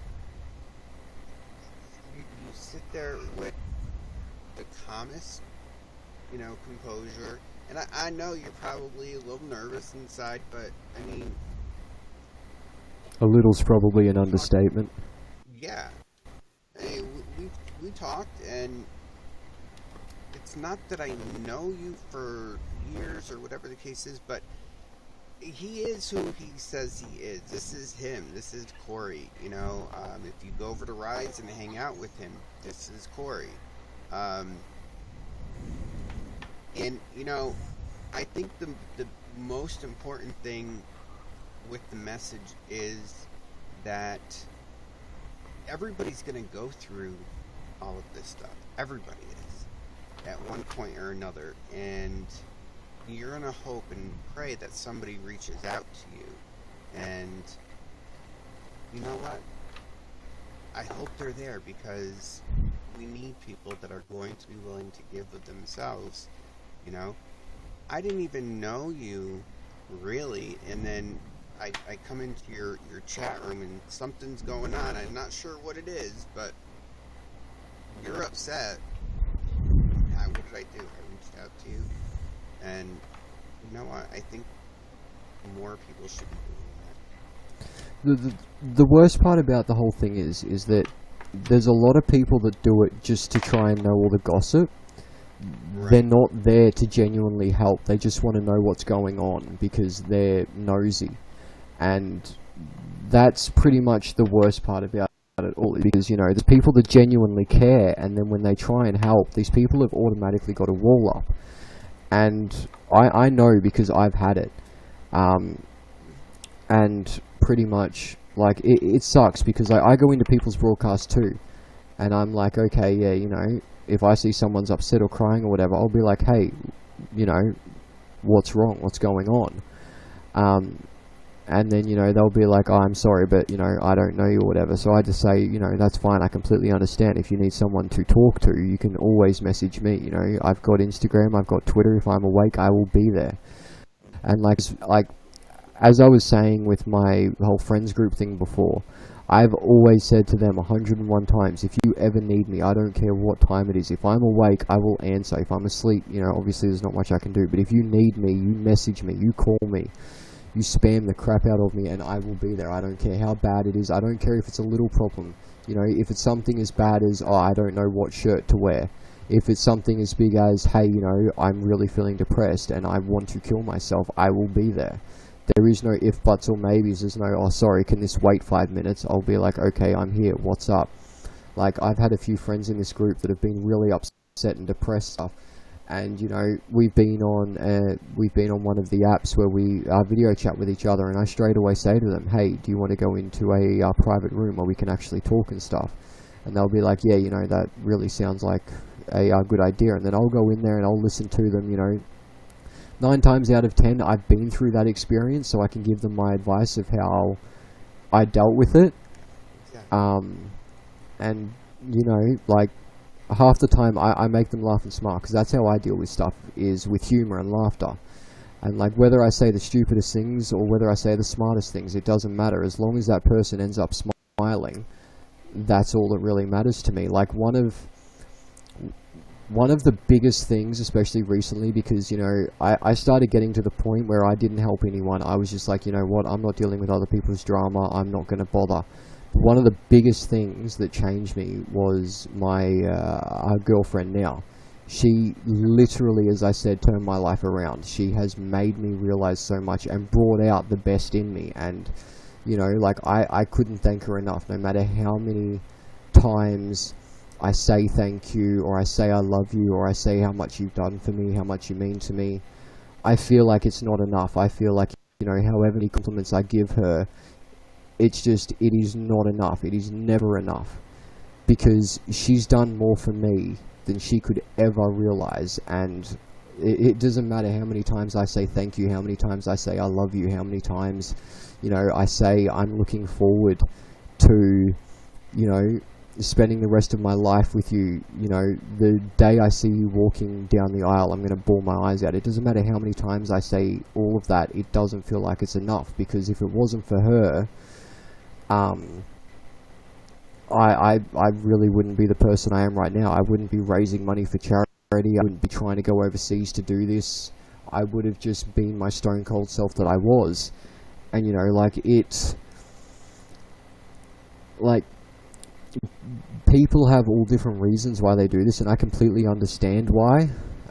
You know, everyone's got their own path that they've walked. Everyone's had to deal with their own separate issues and stuff. And, like, there's been nights where my girlfriend has been bawling her eyes out on the phone to me just before she's about to go to sleep. She's been having a panic attack or something. And, you know, she hasn't been on camera or anything. I've been on camera, and I've just started talking to her. She hasn't had to reply. I've just constantly just kept talking, speaking gibberish, absolutely anything. And just said to her, you know, listen to the sound of my voice. It doesn't matter what you're going through right now. All you've got to do is listen to me, listen to what I'm saying.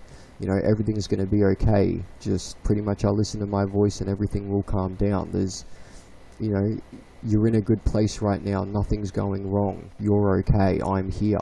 I'm not leaving. I'm not going anywhere. You've got me all this time. And the fact that, like, I reassure people when I say that, you know, I'm here, I'm not going anywhere.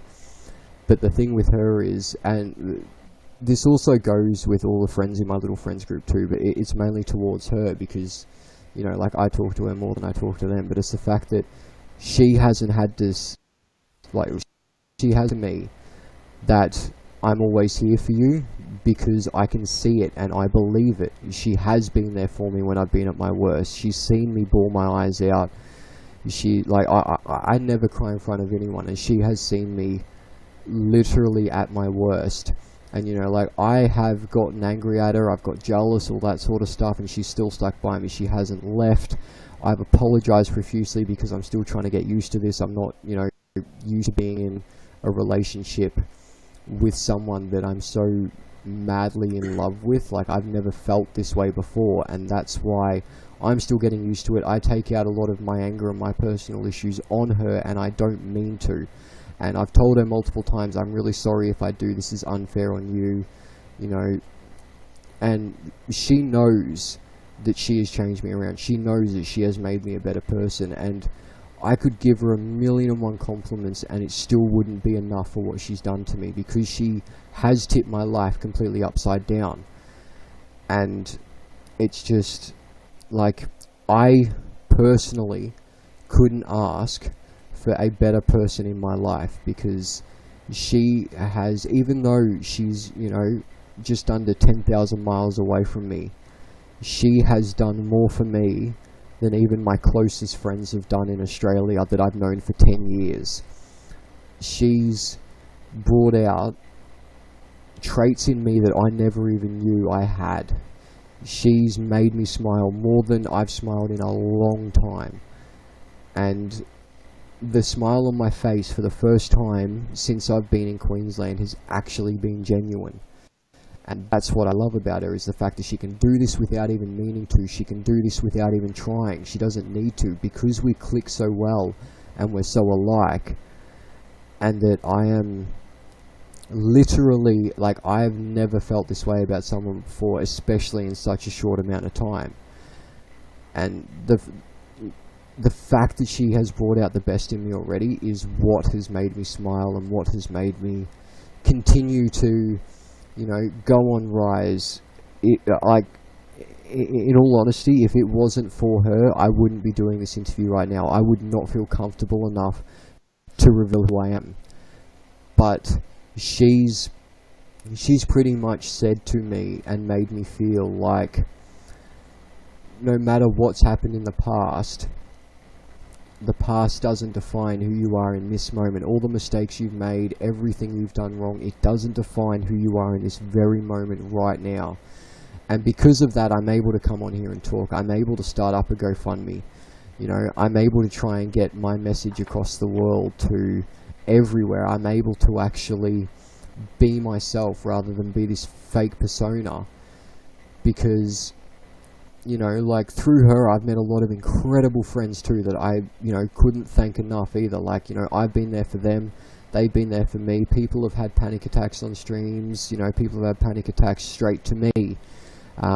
It's gotten to the point now where they've come to me before any problems even arise now. They come to me and they say, hey, can we talk? I need your advice. And I'll give them advice on what to do so that, you know, they don't make the stupid decision. They don't do the thing that they pretty much know is going to hurt someone or themselves. They come to me for the advice so that I can be like, hey, you know, you probably shouldn't do that. You know you shouldn't do that. So let's try and find a way around that you can deal with it. You know, this other person or whatever doesn't have to get involved, and you can move on with your life and feel better.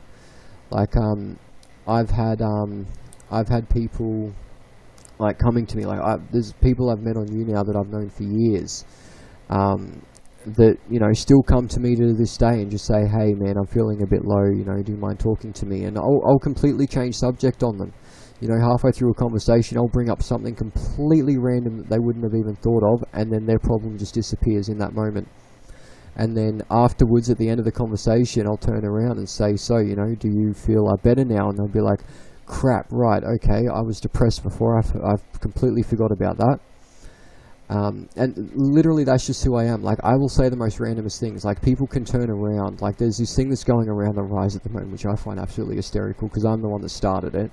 There's this thing going around on Rise at the moment where someone was really upset and depressed, and I completely threw everyone off target here.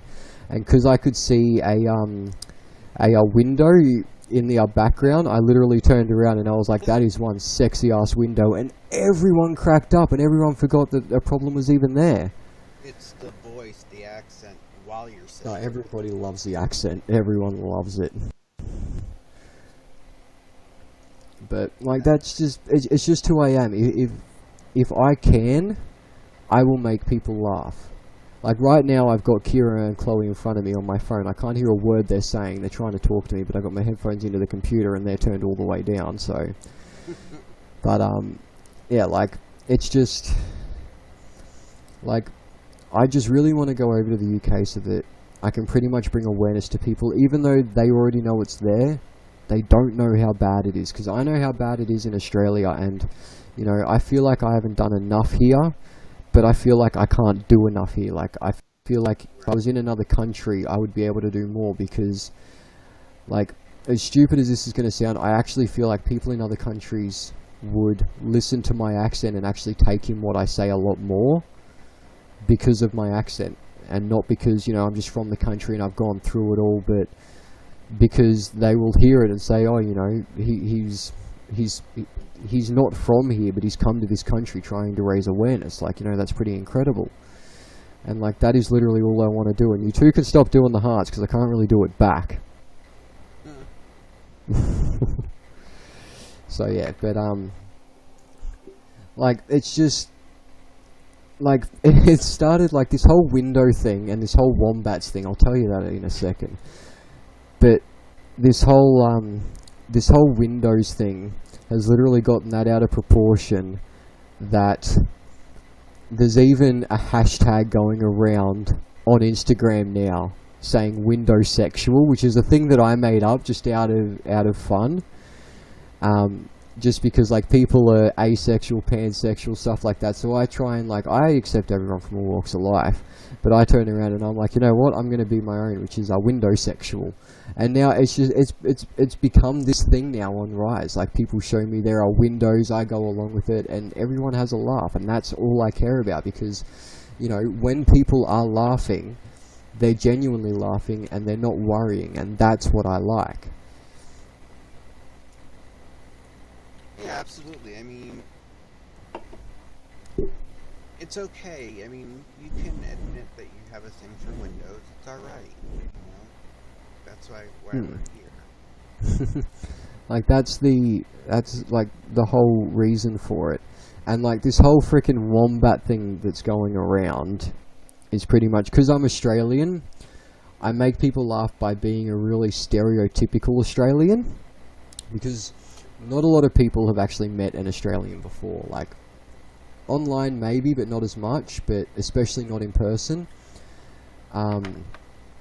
And so what I've done is I've taken myself being an Australian completely, yeah, see, see, now it's even on here, Windows Sexual Lives Matter. And, and, yeah, so this whole wombat thing is, I turn around one day just completely out of the blue to try and, like, throw people off. And I was like, if you don't shut up, I'm going to hit you over the head with a frickin' wombat. And it made everyone laugh, and then it just became this thing out of nowhere. So I just kept it going.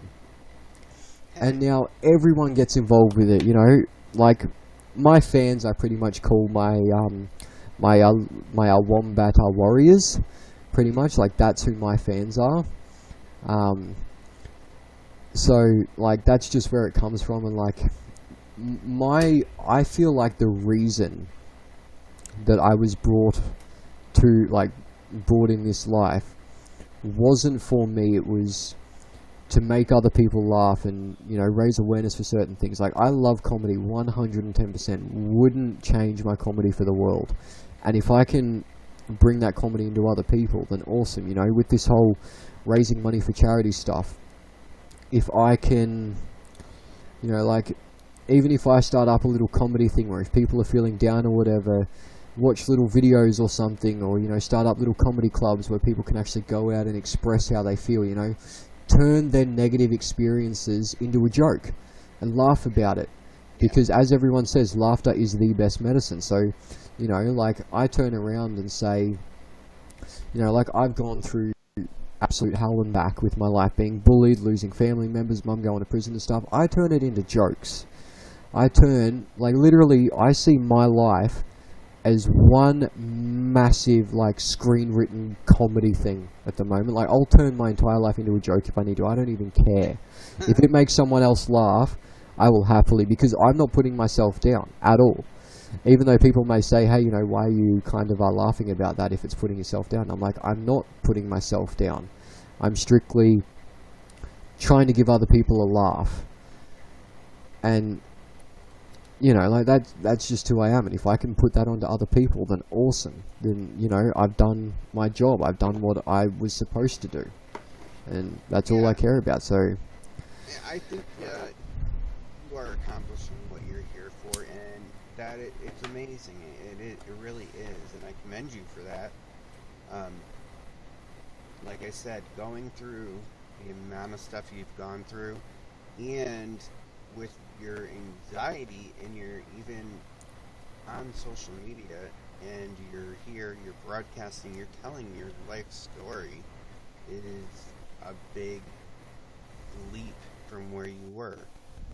So, yeah, you should be very proud of that. I joke about life and death all the time. Well, hey, you know, we're all on this journey here, and we're all going to get to the same inevitable conclusion to this part of it. So, yeah, absolutely. see, like, people don't understand, like, I will literally turn everything into a joke. Like, when my stepdad passed away, literally the day after, because the way I deal with shit is humor. I don't really like showing emotions except humor. The day after my stepdad passed away, I was physically, mentally, emotionally destroyed. I had no emotion whatsoever. I was sitting outside with a couple of friends having a smoke waiting to get picked up. And I turned around to them and I was like, I could say something really bad here. And they were like, what? And because my stepdad drowned, I turned around and I said, well, my stepdad didn't rise to the occasion this time. Like, I say shit like that, and, like, I will turn everything into a joke, because if it makes someone else laugh, whether they're depressed or not, then that's me doing my job. That's what I've done. And that's why I said I do believe absolutely we're doing it. We're doing it. Does anybody in the audience have any questions? Anybody in the YouTube audience, any questions for Cory? I will happily answer everything. I'm an open book at this point. You know, we're definitely dragging him back on here at some point or another, so don't worry about that. Just let me know when, and I'm happy to be here if I can. Absolutely, absolutely. By the way, Kira, it's hashtag Wombat Warriors. Wombat Warriors? Just very quickly, Matt. It's been really deep. Just 2 minutes. You don't have to say anything. This is my mum. This is the lady that I literally would do anything for that I was saying about before. Yes, I've seen you like in passing when he's on Rise. Want to move to America? Sure. Yeah. We go to the UK first. Yeah. Go to New York. That's where you want to go. And we got puppies. You got to bring him further in. Hey.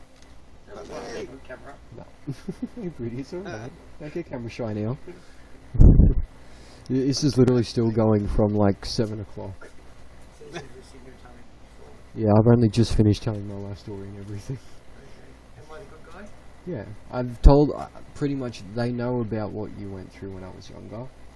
They know about that, but I've also said to them that I wouldn't change what happened for the world. I didn't blame you in any way. I didn't think of you any less in any way. I actually feel like you going there has brought you and I closer together and stuff like that. And I told them about Al and all that, and actually started choking up talking about it. Jesus Christ. But yeah. And I told them about how when the day after it happened I was there and you just broke down for me and I had to be your rock. Stuff like that, so yeah. Well, Yes, I'm really proud of you. Very good person. You're my best friend. I love you to pieces. Kiss your mama. I'll let you know. Cory, I do thank you so very much for being here and getting up here and telling everybody everything. So, if there are questions that you happen to remember later on, let me know. Just email us and I'll make sure he answers them. Don't you worry. Don't worry. All right. Thank you so much for being here, Cory. I appreciate it, and have a wonderful night. Oh, good. Thank you for having me. Sorry it took 2 hours. Oh, that's okay. That's okay. Nothing wrong with that. Nothing wrong with that. Yeah, well, if you ever want me up here again, just message me on Instagram, and if I'm available, I'll be more than happy to come up. Know it, or I'll get you over on Rise. Yeah. Well, I'll put in the link to the GoFundMe anyway there, just in case people want to see it or read it, because it's pretty much got my life story, but in a shortened form. So, if they want to read it or whatever, they're welcome to. If anyone wants to share it, go for gold. Like, I'm not expecting donations. I'm not even expecting to get even close to my goal. But if I do, that'd be amazing. They know what is a good cause and what's not. So yeah, I don't exactly. think you're gonna have an issue with that. Not at all. But yeah. But okay, I will see you later. And I again thank you so very much. More than happy to. And I'm happy to come up another day if you want to do like a questions thing for me. Oh yeah, we will be doing that, trust me, we will be doing that. Alright, well thank you for having me on, and I'll talk to you later. Okay, bye-bye. Alright, bye. So, there you have it. Cory from Australia. I told you guys that story, you just think it's, okay, we're coming to a conclusion. Nope, bam, here's another big thing falling in his lap. So, awesome person, very kind, and I am so happy he was here. Our second guest is in the guest queue as well. We're going to bring her right on in. Her name, well, her YouTube is Maddie Cakes Music. So let's bring her in.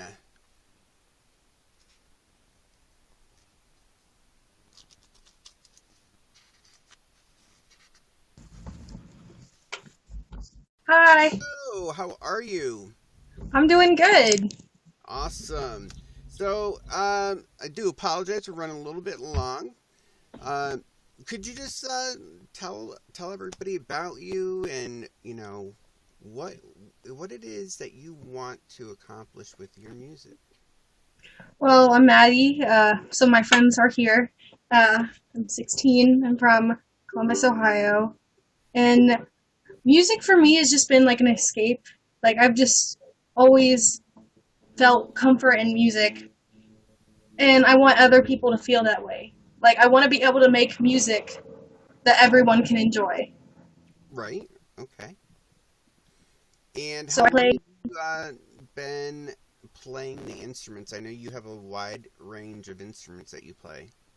So I've been playing the violin for 4 years. I've been playing bass guitar for about 2.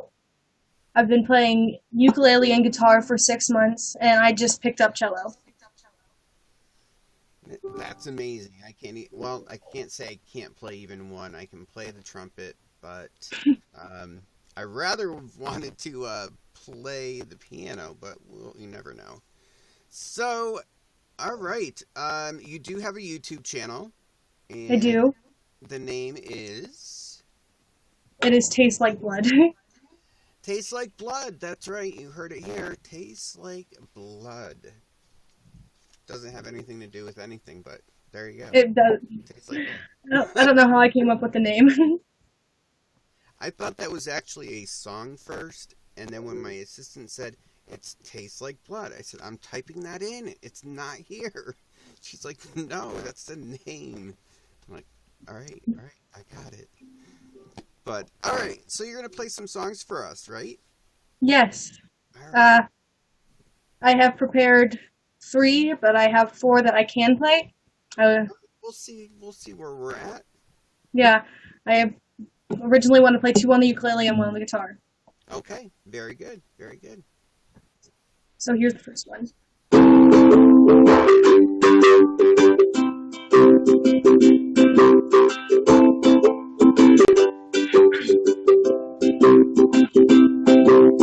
I was scared of dentist in the dark. I was scared of pretty girls and starting conversations. All my friends are turning green. All the magicians assisting in my dreams. Oh, oh, oh, oh. Make a monster lady running down the riptide, taken away to the dark side. I wanna be your left-hand man. I love you when you're singing that song, and I got a lump in my throat, 'cause you're gonna sing the words wrong. There's this movie that I think you'll like. This guy decides to quit his job and head to New York City. A cowboy is running from himself. She's been living on the highest shelf. Oh, oh, oh.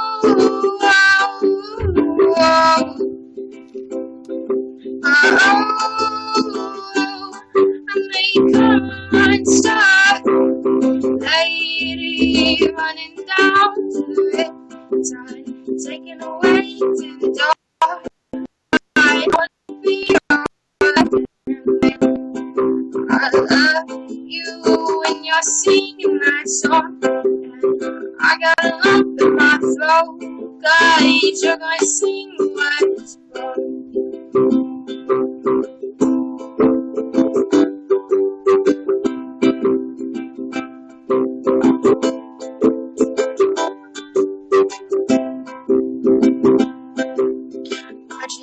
just gotta know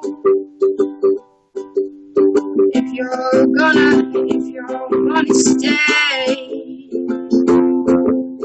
I just gotta know. I can't have it any other way. I swear she's destined for the screen. The closest thing to Michelle Pfeiffer you've ever seen. Oh, lady running down to the red side, taking away to the dark side. I wanna be your left-hand man. I love you when you're singing that song. I got a lump in my throat, 'cause you're gonna sing the words wrong. I got a lump in my throat, 'cause you're gonna sing the words wrong. Very, very good. Very good. I've only heard that played, that instrument played by one other person.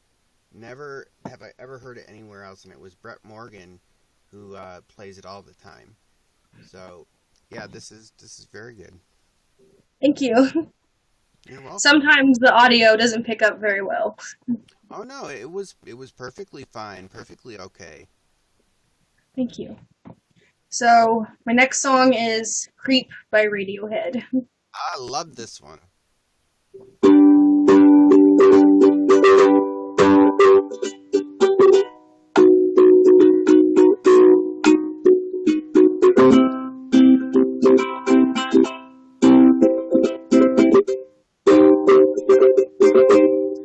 You were here before.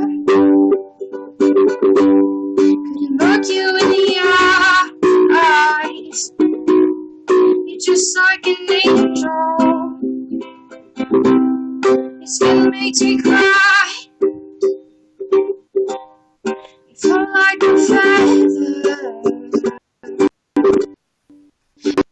Beautiful. So very special. I wish I was special. And I'm a creep. I'm a weirdo. What the hell am I doing here? I don't belong here. Don't care if it hurts. I wanna have control. Want a perfect body. Want a perfect soul. I want you to notice when I'm not around. You're so very special. I wish I was special. But I'm a creep. I'm a weirdo. What the hell am I doing here? I don't belong here.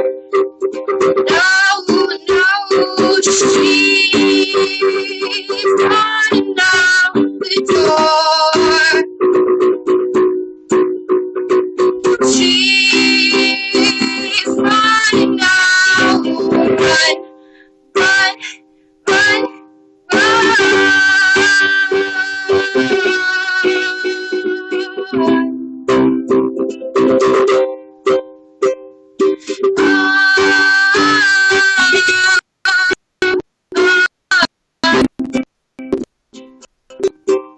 whatever makes you happy, whatever you want, so very special. I wish I was special. I'm a creep. I'm a weirdo. What the hell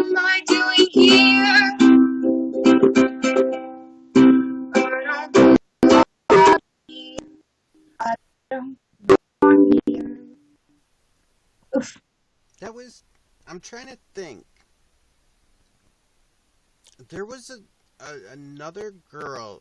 I came here in 2016, and of course, when you come to a new app and everything, you start to see who's on there, who you like to listen to or watch. There was a girl.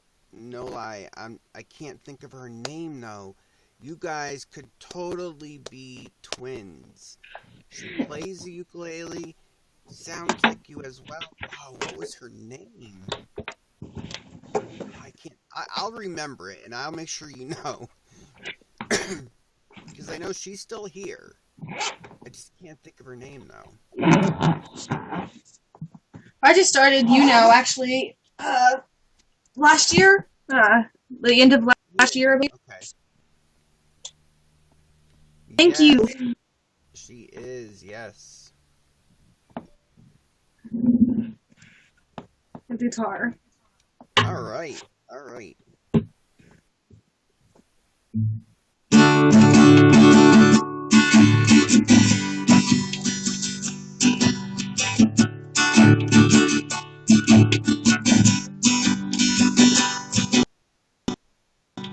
Every morning, every day is new. Driving all around this great big city with you.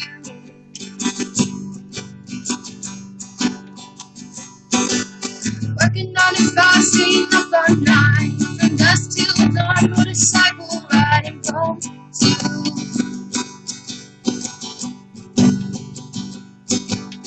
Wake up every day just to waste my face. Living the escape in the discotheque. I like to ride on the boulevard.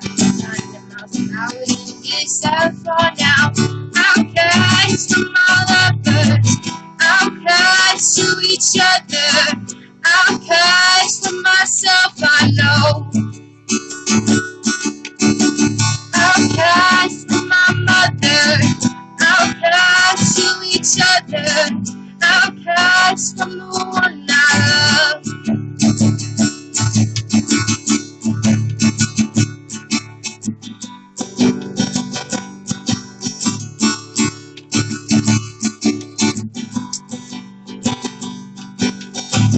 Out of gas, out of money, out of time was spent.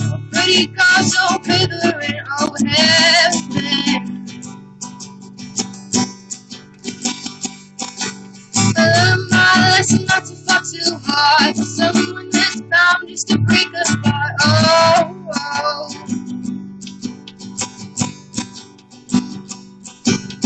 Woke up every day just to waste my paycheck. Living the escape in the discotheque. I retro ride on the boulevard. 90 miles an hour and it is that far now. Outcasts from my lovers. Outcasts to each other. Outcasts from myself, I know. Outcasts from my mother. Outcasts to each other. Outcasts from the one I love.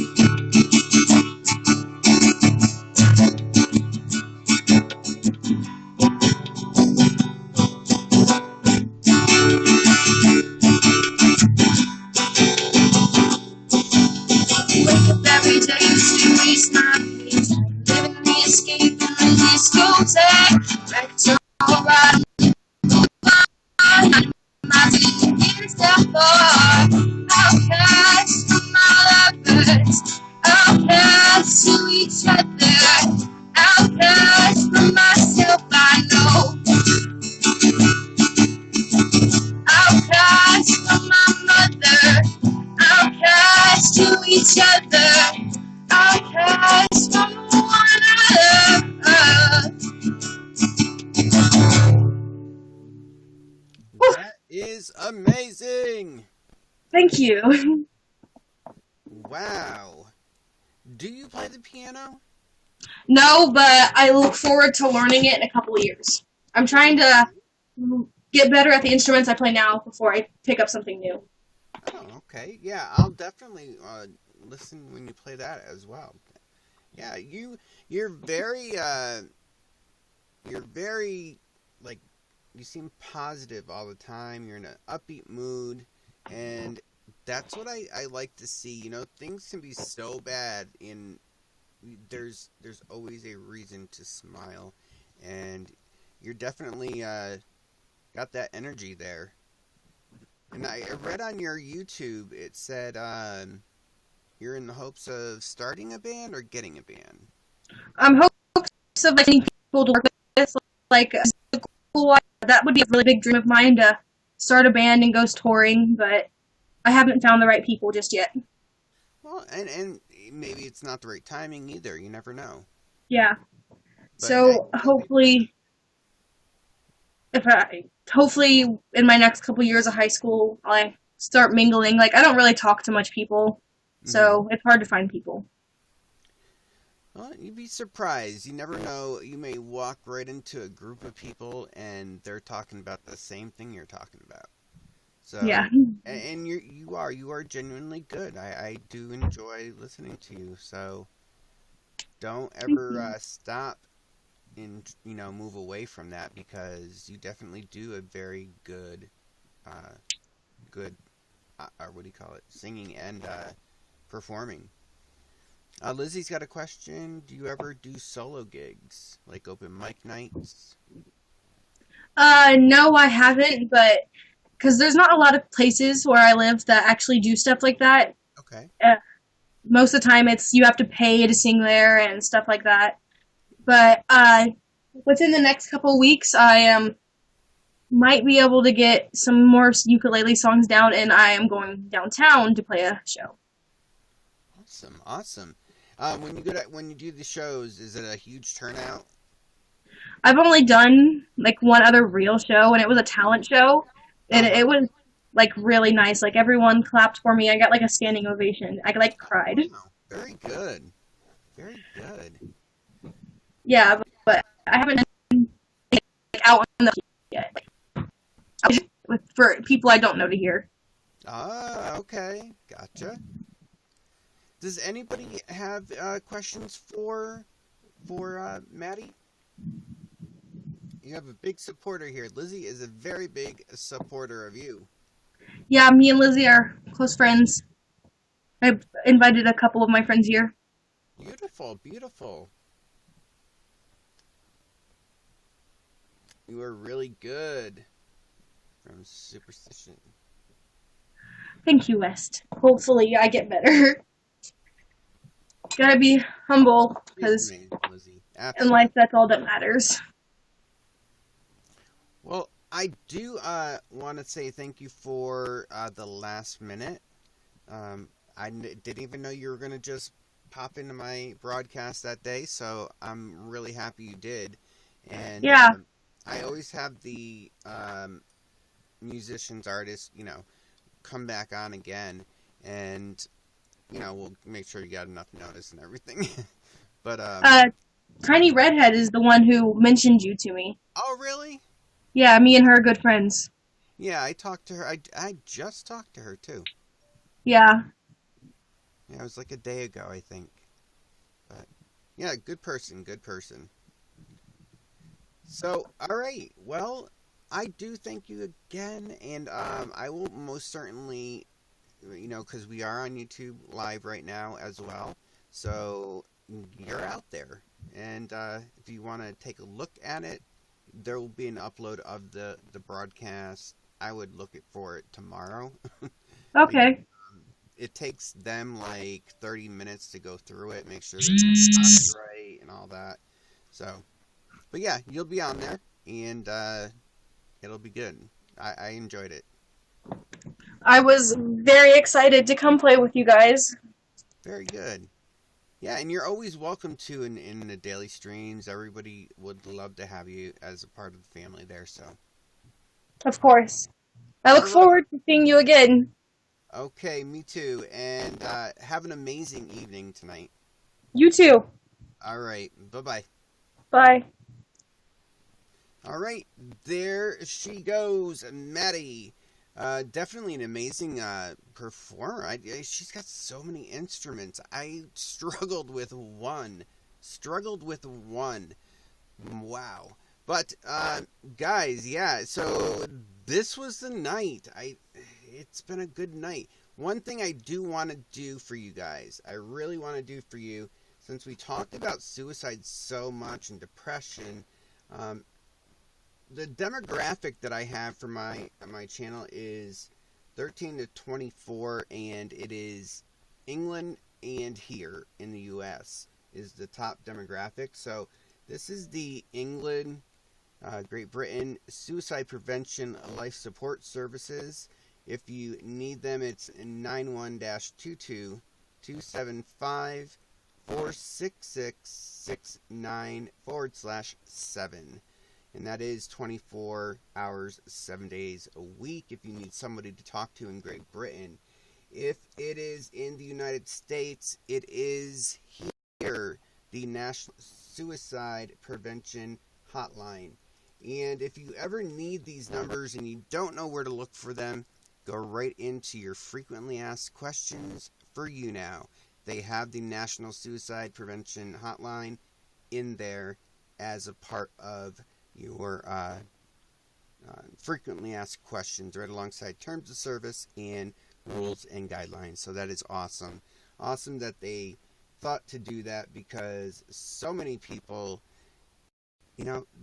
they don't know when you're going to need somebody to talk to. So that is great that it's there. So one last question, I would say, for all of you that are here. Are you ready for next week? I would be so ready. Not going to tell you anymore. Not going to tell you anymore. Be ready. All right, guys. And there will be an entry to get something quite amazing. So be here next week, guys. And you might even hear it if you're in my broadcast during the week, too.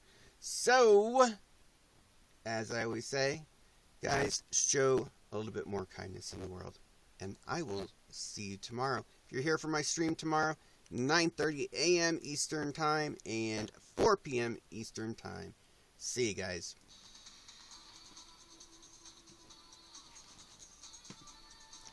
Totally amazing. Amazing night. Amazing.